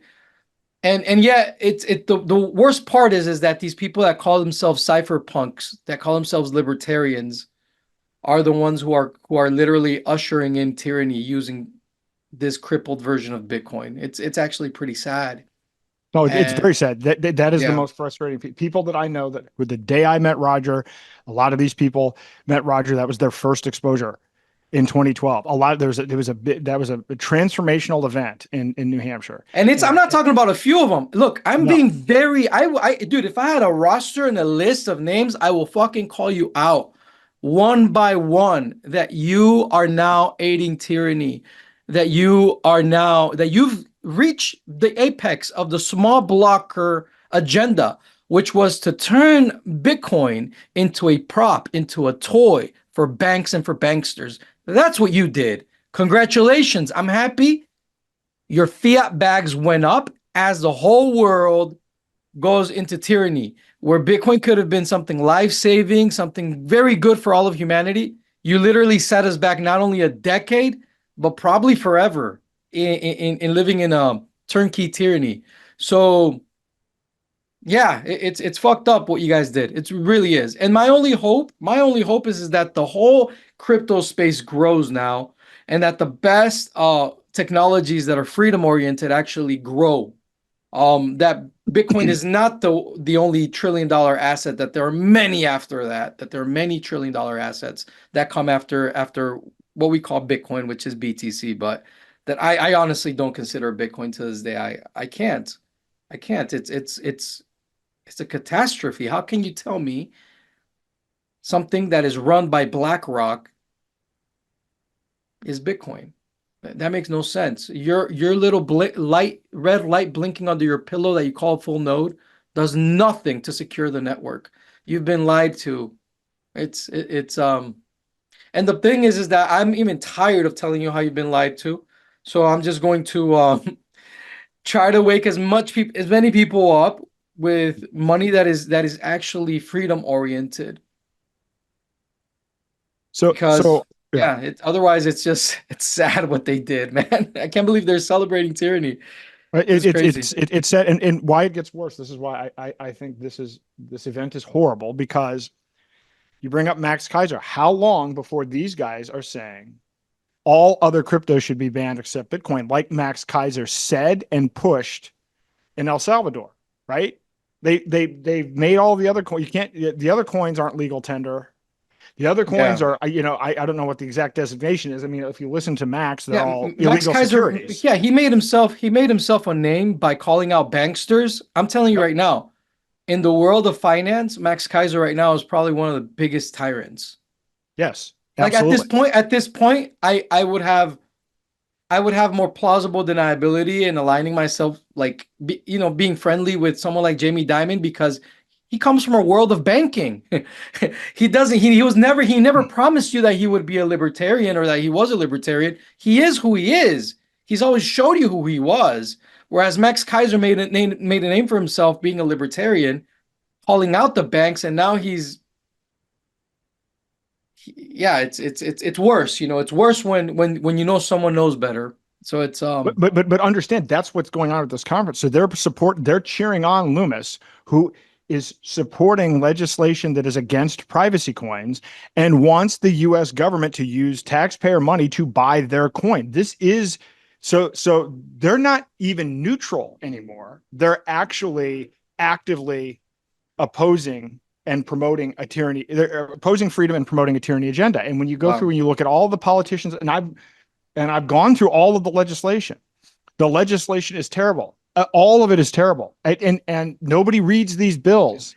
So somebody puts a blockchain freedom on the title. You could put a USA competitiveness blockchain freedom bill, and the text of the bill can be: we're going to round up everybody that has self custody, and we're going to publicly execute them. And half the people on crypto Twitter would never have read it, would be sharing it, and would be cheering. Literally, nobody reads this stuff, but none of it is good.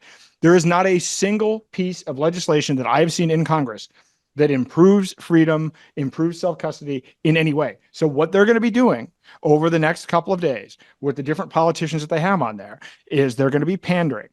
Uh, RFK's running mate, his VP candidate, her boyfriend or whatever, is one of the main people involved with Lightning. So they're pushing one agenda. The Trump people, I'm not even fully sure who's influencing all of that, but you can see from Trump's language he doesn't understand crypto or CBDCs. He put out a thing that said, "Well, America needs to remain competitive and first. We need to make sure that we mine all of the Bitcoin." Right? It's like they've already mined 92% of it. What he's even proposing is preposterous, doesn't Yeah. make any sense, isn't even contextually relevant. The tweet that he put out, everything in it was wrong in terms of a description of even how it works. Now, so he's just pandering, right? But the problem is, and I say this, I've been close to politics for 30 years. My stepmother started out in Republican politics in Florida at a low level. She was the co-chair of the RNC from 2012 to 2016, and she was Trump's ambassador to Costa Rica. I have seen politics at the very highest level. I've been involved in it at the local level, run for office, run campaigns. There is no political solution. These guys are all getting played and all getting co-opted. I have never seen a liberty person come out of a political process where they didn't turn into a statist, where they actively engaged in it. And they all say these things. Well, this is how the game is played. Don't hate Yep. the player. You know what? No, exit the game. Stop playing rigged games. You're walking into something you know is a rigged game. And so these people don't want to admit it to themselves. But some of them are struggling. I don't know how to push them over the edge, because if you get a couple of them, you could actually have a groundswell. Yeah, we're at the game of chicken moment in time. In a lot of ways in crypto, like a lot of these guys are in a game of chicken. So the first one with that has notoriety that steps away from their cult, uh, there is going to be a stampede following him. It's a game of chicken. The same thing is this is why I like what's happening with what's all the on-chain pressure that BTC is having with ordinals, with all of these opcodes, is because there's a game of chicken that has also started that the sooner or later someone is going to have the financial pressure to ask the core devs or to like demand an increase in block size and in script size, and that's going to lead to a stampede, I think to a scalable market Bitcoin, that is. mark it down. It is more likely that they will increase the number of coins or actually implement direct, flat out censorship than it is that they will increase block size. I think there's a 0% chance that they're going to be successful getting pushing these people to increase block size. Um, and again, just look, if you look at the track, this is why Roger's book is useful. If you look at even how we got here, even how we kept small blocks and then implemented replaced by fee, and how all of this stuff got put in there. It's like this is a situation where they've now bought the digital gold narrative. They are celebrating high transaction fees. You know this, you see this. Whenever I'll always put up things like it's $75 to use Bitcoin on chain. Oh, good. Have fun staying poor. We can get rid of the poors now. This is literally what these people do when this happens. They celebrate high fees because they've sold themselves on it's again, I have a video clip. It's part Roger and then it's part Sailor. And what does Sailor say? We don't want to compete with the dollar. We don't want to compete with the euro, MasterCard, or Visa. We want to comply with KYC, AML, and we want to pay our taxes. We just want to be digital gold. That's good enough. He literally says it. They're not even, there's not even an underhanded aspect of this. They're Right. not even worried about transaction fees. They don't even think that it's important, which they haven't even thought through that. Like, I mean, there's a point where it's like, it's not even cost effective as a store of value in an emergency situation. If people need it Right. even as a store of value, it's not even going to be competitive with precious metals. No, and no one. But I guess part of the reason that I'm gun shy about it is look, Overstock, Microsoft, Expedia, all of these retailers taking it. 2017, people using it. Right. That's when we got Tiger this huge. Direct, yeah.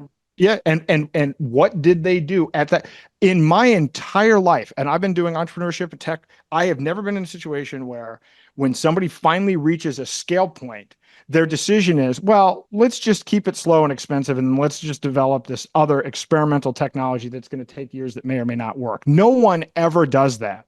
Yeah. That's not how people act. And that's literally how they've acted. So I don't think that, but I will also say at this point in time, where I've changed recently is I'm not wedded to even Satoshi's vision or the white paper. I'm not entirely convinced that the whole thing wasn't a psyop. So I'm no longer as wedded to which one is actually Satoshi's vision, because at this point we actually need privacy coins. And I might have thought differently had this played out differently, but we are Right. where we are. And so what these 134 countries all over the world are rolling out are centralized permission systems. So what we need to counteract that is not going to, Satoshi's vision does not counteract that. We now unfortunately need something else. So I'm kind of at a point where I'm like, all right, I'm letting go of that. There are certainly brilliant things about it, but then people become so, it's kind of like it was Zeno. One of those interesting things is like, well, it's a hybrid proof of work, proof of stake, and people are, and I always hated proof of stake. I'm like, well, this is just more centralized. This isn't any different than anything else. And then I looked at the way that they did it, and it's like, well, actually, this is more secure, and you don't have these validator nodes. Everybody has a probabilistic equal shot, and it's actually harder to attack this than it is proof of work. So there's kind of a, all right, well, maybe you can let go of this was done this particular way. It isn't necessarily the only way. The not having a pre-mine, I get that. Um, I would argue that failed because there wasn't funding for the project within the project that enabled it to get hijacked. And that's what enabled people to buy and influence the developers to destroy the protocol. So people could argue, well, a pre-mine is a scam. Pre-mine could be a scam, right? If you did a pre-mine and then you just bolted, then it could be, and it certainly has been a scam with a lot of projects. Like Zeno, the way they did it is they have an auditable wallet, and they were upfront with. I think you paused again. I see the thumbs up. They have an auditable wallet.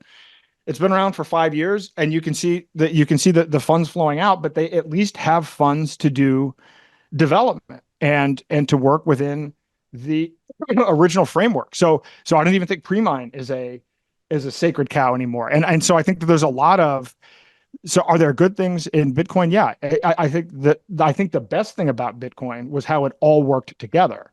But if you just take the individual elements of it, well, if you're not implementing the entire system in that way, you don't actually need to necessarily cherry pick the individual parts. That thing worked as a whole, and it actually doesn't work not as a whole, which is why BTC is what it is. It is not Satoshi's vision. It's a butchered form of that. So there are completely different things that you could do that are not Satoshi's vision at all that may or may not work. But when you don't understand the fundamental economic system, which is clearly what's destroyed Bitcoin, you can't unwind that. Like, I've been to these Bitcoin, I'm sure you've been there too. I've met miners. Like, they don't even think about, like, it's almost like they're, in San Francisco in 49 with their pan trying to get gold. They've not thought through. They're just like, well, this is the price for mining a Bitcoin. This is what my profitability is going to be. They haven't thought through the fundamental idea that the mining reward was meant to be a subsidy to kickstart the network so that at some point it does scale where you make money on transactions. These miners are not sitting there thinking about transactions at all, which to me is mind-boggling. People spending hundreds of millions of dollars to buy ASICs for a pure speculative play without thinking through the overall business of transaction revenue, which is bizarre to me. That I don't even know how you could wind up in that spot. But I've been to conferences and I've certainly sat with people where, yeah, they literally have never even thought about transaction revenue. They're literally just chasing speculative price. Wow. Wow. Yeah, I mean, it's the way the story has unfolded, unfortunately, but we still have good technology that can give us more freedom, guys. And we have to figure out what that technology is. We have to use it. We have to use it. We can't just use it as an investment vehicle or to speculate for more fiat, because this is the funny thing is that I go this chicken and egg conversation ensues where I say this and they're like, well, if it's a good technology, then it will be profitable to be part of that technology, now would it? And you measure that profit by fiat, by the price of the, its value in the market. And I'm like, sure, yes, correct. But that cannot be the end result of of why you have that technology to begin with. Otherwise, you'll just have a meme coin culture where you just have funny memes and you trade funny memes with no utility, and that's okay. We have that already. So it's the question that I have is, what is it? What is it that's going to get people to the next level of actually using these technologies? So I would say this. I don't know if this is actually even an age-based thing, because I started a company in '95, so I've had a different experience. I share your frustration. Like it's almost, to me, there's an entire generation of people that don't understand that you can have voluntary commerce where both sides win. Everything is a Ponzi. Everything is a meme coin. There's literally not, there's like, even the concept of a business model is formed. Why are we doing this? Well, so the token price goes up. Like, we had ICOs where a lot of those were scams, where at least people put the effort of putting together a white paper and a plan to build something. We've gone to the next stage of we're not even going to try to do that. We're going to create hot dog token, and the whole purpose of it is to get to $1.50 because that's what Costco sells hot dogs for. And people joke about that and everything else. You know what the problem with this is? While we're doing that, they're digitizing real world assets on a platform that can be censored. While we're doing that, they're building CBDCs. So everybody is running into an absolute buzzsaw with this because it all goes to zero because all of the utility is being built, and it's by none of the people in the crypto space. And nobody wants to be on the end of the utility that is being built. But people aren't aware of it. This is why over the next several weeks, I'm going to go segment by segment and talk about what tokenization is and what you can do with it. Because I'm going to explain, here's this category, here's stocks, here's who all the third parties are, here's all the layers, here's all the extra cost, here's all the extra friction. If you tokenize it, this is what comes out of it. We'll do art, we'll do collectibles, we'll do car, whatever. I'm going to go through each of those things because what I've found is people just don't know. They haven't thought of it. I've had people that have been in crypto for 10 years that have said to me, well, I don't see what's the point of tokenization. I get this a lot. Literally, what is the point of tokenization? And of course, my response back is, look, like it or not, everything is going to be tokenized. Everything is being tokenized. Everything is currently already in a database in some form. Most of the time, it's in a centralized database that can be hacked and where there's a whole bunch of fraud. But make no mistake, everything is being tokenized. So now, but people don't know that. They don't know, they don't think, they don't understand business models. They don't know how any of these sectors work. So I'm going to try to get as much educational material out there as possible. Yeah, you're 100% right. Everything is being tokenized just by not by people in the free market. No, it's called regulated liability network. It's not a myth. We know. And here's the other problem, right? Just the other, by the way, the PSYOP level on this is amazing. When I see people talk about Jasara, Nasara, quantum financial system, XRP, Stellar being involved in all this stuff, none of that is being used in any CBDC project. It's all bullshit. So there are people that have, and I don't know if it's like an intersection with the QAnon people or whatever, there are hundreds of thousands of people that I have seen online following these accounts that believe that there is going to be a great reset in the financial system, and that it's starting with the Bank of International Settlements with these new Basel III. There are people being pushed into, I need to go to a bank that complies with the BIS, and that if we just wait, XRP and Stellar are going to be used for financial reset. That is all bullshit. So, like, even the idea, central banking is bad, but the idea that there have been people that have been tricked into actually believing and hoping for their coin being used in a central global digital currency. I don't know how there's a level going on here that I don't even know how to deal with this. It's kind of like when during COVID or what Trump's term or whatever, you had all of these people saying, well, the military white hats are going to come in, implement martial law, round up all the pedophiles, and then execute them on closed circuit TV. And they're rooting for this. They managed to get people to root for martial law and giving military the power to kill people without a jury trial. And people were they're still supporting these ideas. And this has bled into the crypto realm. And so yeah, we've got our work cut out for us, but just do it. Use crypto. Again, not everybody's going to do what I do and just completely exit the banks and live off of it. And by the way, it's not easy, right? Usually when I give my talks, part of doing these workshops is I explain to people how I live on crypto. And then I'm like, wow, that other people aren't going to do that. So we need better wallets and we need better point of sale systems. I mean, this is just because no one's going to do what I do every day to try to live on crypto. It's cumbersome. I mean, it's kind of gamified in a way. It's almost a game. It's like, am I going to be able to pay for this using this payment method this month? Right? Because if different regulatory things happen and you can't use this crypto card and this, it is almost like living in a video game. So that's not going to be a long-term solution, but we just need to start. And I don't know how we get that back. But by the way, I will say on the flip side, my frustrating thing with BSV is that these people actually think central banks are going to use BSV, for CBDCs and that everything's going to work on that. And that is Only the fundamentally loonies, that's only the loonies that were part of the Craig cult. But they well, aren't they the ones half of the BSV people didn't believe that. They didn't care for that. It's I, just a very loud section of them that were the fanboys of Craig Wright. Those were the ones that thought that way, but other big blockers don't think that way. well, I mean, because I still see it. I argued with Craig about it on his alt account. I'm like, hey, I've written a book about this. I'm warning people. And he gave me some, oh, I don't need to talk to you. I'm getting a PhD in CBDCs. He's like, you know what? Take your little bullshit, participation trophies.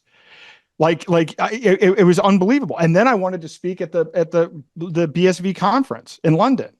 And Kurt helped to try to, because my whole point was, guys, you guys could be the alternative to CBDCs. And then you look at all the people that's like that WEF people and everything else. I'm like, God, this is like what a missed opportunity here. What a fundamentally missed opportunity. Yeah, so a lot of people think that that whole all of those individuals that around that sector of BSV, they literally are there to destroy Bitcoin. That's why it makes no sense to you, right? It makes no sense to you why there are things that are the opposite of freedom within a network that has a technology that could be very freedom oriented. Why are they patent trolling? Why are they even talking about aiding CBDCs? It's because a lot of people think that in of themselves they were put there, or they're playing a role to keep people away from the full use of Bitcoin by just presenting Bitcoin in a very negative and way that opposes freedom. Well, yeah, well, no, I mean, it was demoralizing and Of it was course it tough. is. And it And was that's tough. that's the job. That's the purpose, is to demoralize you. And they did a good job. They siphoned off a segment of 100%. people who are ideological, who actually want to get rid of corruption. Like they're going after a very specific kind of person. And the irony is that it's somebody that's involved in fraud. Like it gets Like mind if numbing. I wanted to kill Bitcoin, that's how I would do it. I would cripple a version of Bitcoin and pump it with fiat and just give it the lowest common denominator of store of value and have it just become BTC and have use libertarian rhetoric around it to keep people enticed in Yep. thinking that this may be something that's freedom oriented. That which is that the version of Bitcoin that would remain being one that has a fullness of Bitcoin, all of the capabilities, that version of Bitcoin, I would demoralize people within it by putting puppets in there, people that are just um choking it from within, horrible PR, horrible marketing. Whatever's left of the fullness of Bitcoin, you have to completely demoralize from within. So that's how I would have killed Bitcoin. You can't kill Bitcoin, but you can definitely manipulate it. And yet these blockchains are so resilient that BTC is still giving you on-chain stuff, and BSV is still mining blocks at $40. So Yeah. there's hope there. It's just we're at the point where we don't have time, like you were saying. And because we don't have time for a Bitcoin game plan, humanity only has one choice left, which is that of privacy coins, extreme privacy. And I agree with you. Unfortunately, humanity is being driven into the catacombs. Humanity is being driven into living encrypted. That's that's the only choice humanity has. I'm a Bitcoiner, and my desire has always been to use financial incentives and to use aligned incentives found within Bitcoin to better the world, to do things better. But they have the entities, powers that shouldn't be, um, have gotten in the way of that. I see no difference between a Blockstream and Nchain, for example. To me, they're Yep. very similar. They Yep. both emphasize giving values to something extrinsic outside of Bitcoin itself, whether it be patents or second layers. They're still extrinsic to the blockchain itself. You had second layers on BTC. I call them second layer applications on BSV, which are not interoperable with other applications because they live within a patented walled garden. So Yep. you either way, you're moving people away from Bitcoin, and that's why any hope that Bitcoin has left comes from a grassroots movement that builds on-chain, open source, and interoperably on any of the Bitcoin blockchains at this point. That is the only real hope that Bitcoin has left, and that through financial incentives, people use Bitcoin as a blockchain to create more freedom, whether it be on Bitcoin Cash, BSV, or BTC. Will it happen? I don't know, but you're 100% right. Time is running out. Time did run out. And thank God there have been people working on privacy coins like the Monero community, most notably. And out of the Monero community, you have people that went on to create Zeno, for example, Yep. and Pirate Chain, which is Zcash, zero knowledge proofs by default, which is right now at this moment still the most private cryptocurrency in the world, with the biggest anonymity set. And you have Wownero, which is like a nice, cool cryptocurrency that came out of the Monero community as well. So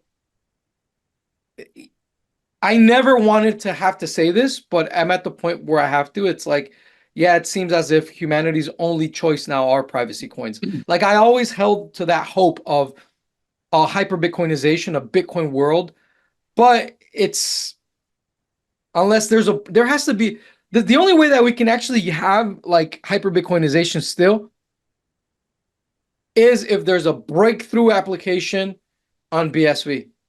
There has to be something that goes extremely viral that completely like shocks everything and just like something like if you guys want to look into it, treechat.ai, it's like a web3 social network that lives on BSV. I think it's pretty cool.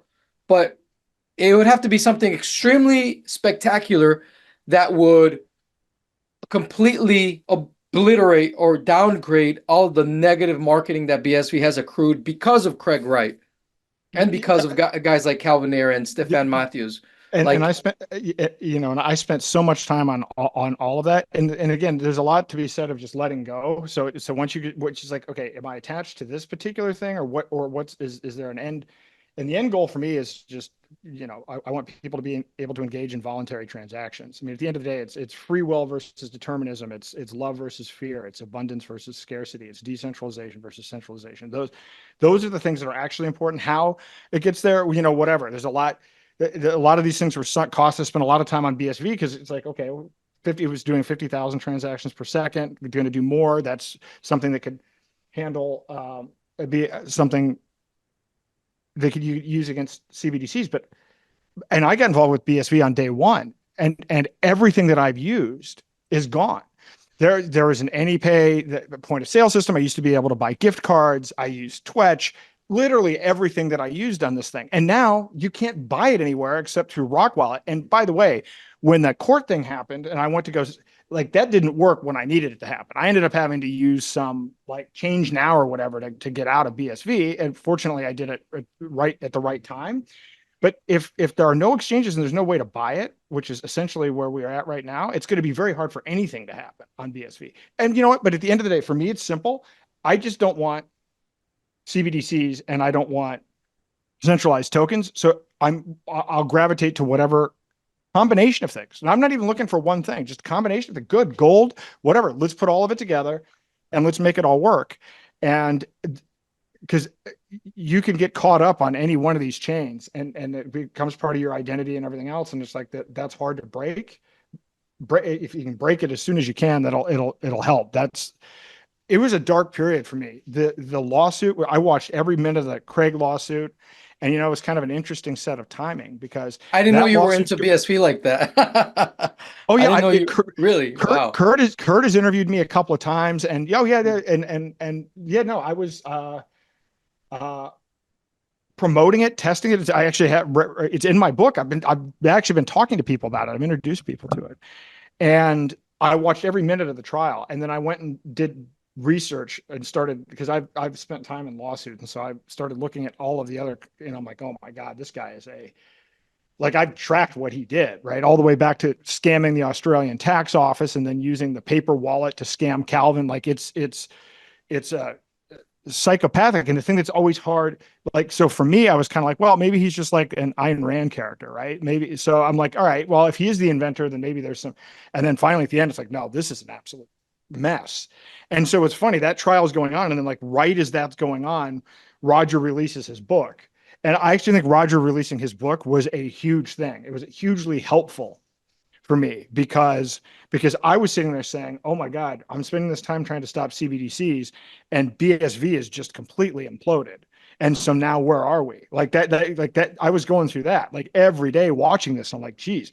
And then thankfully Roger's book came out, and now I think this is put me on a different arc. And so now I'm confident that we've got a shot. It's not, you know, it's not what it's different than it was 6 months ago, but I'm okay with it because I think there's a deeper understanding that what we're up against is actually does not appreciate free will, explicitly does not appreciate free will. What we are up against actually values technocracy, values elites picking scientists and engineers. This is actually what their worldview is. So a lot of time has been spent with people thinking that we can work within that system. You cannot work within a system. There's no shared ideology there. You're either for free will or not. There are some things that are actually pretty binary, and that one, so that's incompatible. That's fundamentally incompatible. What they're building is not compatible with individual rights or property rights. So once you realize that, it's okay. Well, it sucks that that's true. Accepting that is hard because you have to admit to yourself you've been fooled your entire life about everything, right? But once you do that and liberate and get beyond that, then it's like, okay, now we just move on. Now we go build these other solutions. That is what it is, whether we like it or not. What do we do about it? And so I think we've got a shot, but it's been tough. Yeah, it's been tough. The drama is horrible. And I don't think we still know the truth about anything. I don't think we know the truth about Satoshi. I don't we don't know a lot. So should we just sell out to BlackRock and go celebrate? Because that seems like what all the cool kids are doing. Should we just go do that? I say sell out of the. I hold that I think it's possible that Bitcoin was always a psyop. I say we go in on privacy coins, and we can. I think it's conceivable that maybe the Liberty community got duped at the. Think about it. I know a lot of people that thought Bitcoin was anonymous early on. Russ Ulbricht did. Other people did. People just didn't understand it properly. So I think maybe there's a certain aspect of libertarians tried to make it something it wasn't. But interestingly, but they're the ones that actually got adoption. So there's this weird sense of without the libertarians, it never would have gotten adopted. But then once the adoption hit, you realize, wait a minute, this isn't what I thought it was. But what the Right. libertarians thought it was, well, we need that. That's actually what we want. So it turns out what we really want was not Bitcoin. What we want is these Monero and some of these Monero. Yeah, Monero. Monero is what everybody really wanted. Yes. Monero's awesome. Monero to this day is still incredible. Research on it keeps growing. The community's stronger every day. No one can disagree with Monero. There's no one disagreeing with Monero. Monero's No, awesome. and I'll tell you when I do these seminars now, I use Cake Wallet because I can teach people to like here's Monero, and then you can buy gift cards, you can do all this stuff right within the wallet. So it's actually there's now an easy way to use Monero, where you can teach people how to start living off of and using Monero. So that's a breakthrough for me. So I've become a big fan of that, and Cake Wallet is going to integrate Zeno. So I'm like, great, privacy coins, privacy tokens. I'm excited, and I hope they integrate I hope they integrate Zcash. I hope they integrate pirate, all of it, right? We need because by the way, we need all of it. We need the combined transactions per second. So there is no one coin that can solve all of this. We're going to have to all work together. But I don't sense as much. I don't even know because I think I'm new to the privacy coin space. I don't understand what the dynamic is with Zcash and Monero, and I don't know all the inside baseball yet. And I'm Well, supporting all of Zcash it. is VC funded. Zcash is something that a lot of people don't trust because it comes from a centralized company called the Electronic Coin Company. And so also Zcash itself was never private by default. There's Okay. rumors that they want to become private by default in the near future, but Okay. but they're not. So what Pirate Chain is that Pirate Chain takes everything that Zcash is and makes everything private by default. And that's why Pirate Chain has grown in notoriety and people have respected more and more as time goes on. It did get some mean girl drama with Monero because Monero is Monero, but when the new kid on the block comes in and has Zcash technology that's private by default, then now Monero is pressured to scale its ability to be more private. And so a lot of the Monero devs have been hitting the gas pedal on becoming more private because Pirate Chain is there and the Pirate Chain community has been very um what's the word? It has survived many battles and it's still going. So it's been very strong. So it's a network that is doing very good, highly undervalued. Pirate Chain's very much undervalued. Monero's very much undervalued. Monero should be at a $10,000 coin, in my opinion, easily. Yep. It Well, should. I mean, there's no reason why it shouldn't be. I mean, Like, it's struggling with, exchange delistings, right? yeah, all good things are. All good things are. And so, um, so again, this is part of what I like, Zeno, P2P crypto exchange. I like some of the other features because we got to work. I'll tell you, so was I onboard people to crypto? One of the hardest things now, even more so than a year ago or 3 years ago, man, good luck getting an exchange account, right? The KYC now is horrible. I mean, there aren't even that many choices left in the United States. They all have terrible customer service. There are delays moving money in and out. Stuff gets rejected. Like it's truly worse than it was 5 years ago. I think from a user experience perspective, how long it takes to set up an account, how long it takes to fund an account, the reporting, it's overall worse, and it's becoming more difficult every day. And now you have AI, Coinbase working with AI, and they're doing all things with the transactions. And KYC is obviously a nightmare in and of itself. So the sooner we can get people off and then get people to start getting paid and using crypto outside of the need for exchanges, the better. Because the Right on, exchanges man. are an absolute choke point. All right. Well, you know what really gives me hope Hmm. is have you heard of Bitcoin monasteries?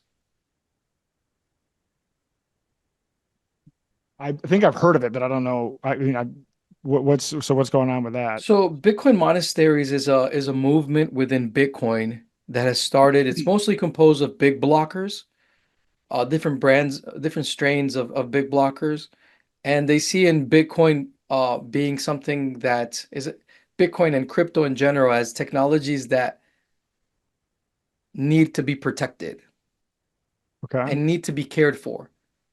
And they are so significant to our well-being as who we are as human beings that in the future we think actually we know that there will be people from different philosophies and religions there will be a monastic class that will take care of the best of these technologies and will safeguard these technologies for all of humanity. And I really think that that is the case, that these technologies are indeed so valuable that sooner or later the monastic class throughout the world of many different religions will see the value in preserving knowledge and wisdom on chain. And they themselves will be custodians of these technologies. And I think that that's a very noble and beautiful perspective to have because it renders um, the reverence necessary in understanding that these technologies can either hurt us or can cause a great deal of tyranny in our world. So to rein in the tyranny, we like guys like us, you and I, we know that right now, sooner or later, we will pass away, but to pass it on to the next generation, it will be akin to a monastic passing on the wisdom, the best of its culture and its religion, wisdom and knowledge to the next generation. In other words, to have a monastic class that is aware of the gravitas of these technologies. And so it is that awareness that I think that needs to be kind of permeated. It needs to permeate more of crypto and in the Bitcoin world in general. And I'm really happy that there are people out there already doing that. Someone to follow would be the founder of Canonic.xyz, R&D, and A. Westgate is another good guy to follow. Mark Wilcox is another good person to follow that is of this mindset that understands what's going on here. Um, so there are good people out there, working on good technology, and I can sit here and talk to you for days, Aaron. I really could. Yeah, no, I'm sure we could. Actually, I've got to get ready for got another interview here in a half an hour. So Awesome. That's yeah. so cool. So In an hour and a half. Okay, so I think it's a good time to stop for you to take a break before your next interview. But I really appreciate having you on the show. Um, I really appreciate how you are speaking out and saying things that other people are not. And thank you for coming on and giving us hope. Um, so in a nutshell, what words of wisdom would you leave us with? just be authentic, place your attention and energy on the things that you want, and have no fear. And if you do that, and if we all do that, we actually can stop what's about to happen, because most people are unaware and they're just asleep. So I think there is hope, and I think, but it's all about uh, controlling our own thoughts and behaviors and emotions every day, and that's how we win this thing. And I'm serious. I would like to help you out and maybe join in the effort of what you're doing with educating people. In any way I can help, let's talk about it after the show. Thank you for your time. Okay, thank you. Peace, love, anarchy, guys. Take care. Now we are dealing with a possible world war. Some will say we are already in a world war. My condolences and prayers go out to everyone suffering under tyranny. It really sucks. I'm really sorry. But it seems as if people are starting to wake up regarding crypto more and more each day. And so it's in the description right here to read, where we give our secret sauce and what we teach our subscribers, because things are just that bad. Everyone needs this information. People need to know about sound cryptocurrencies that are actually private by default, and to know how to properly use crypto.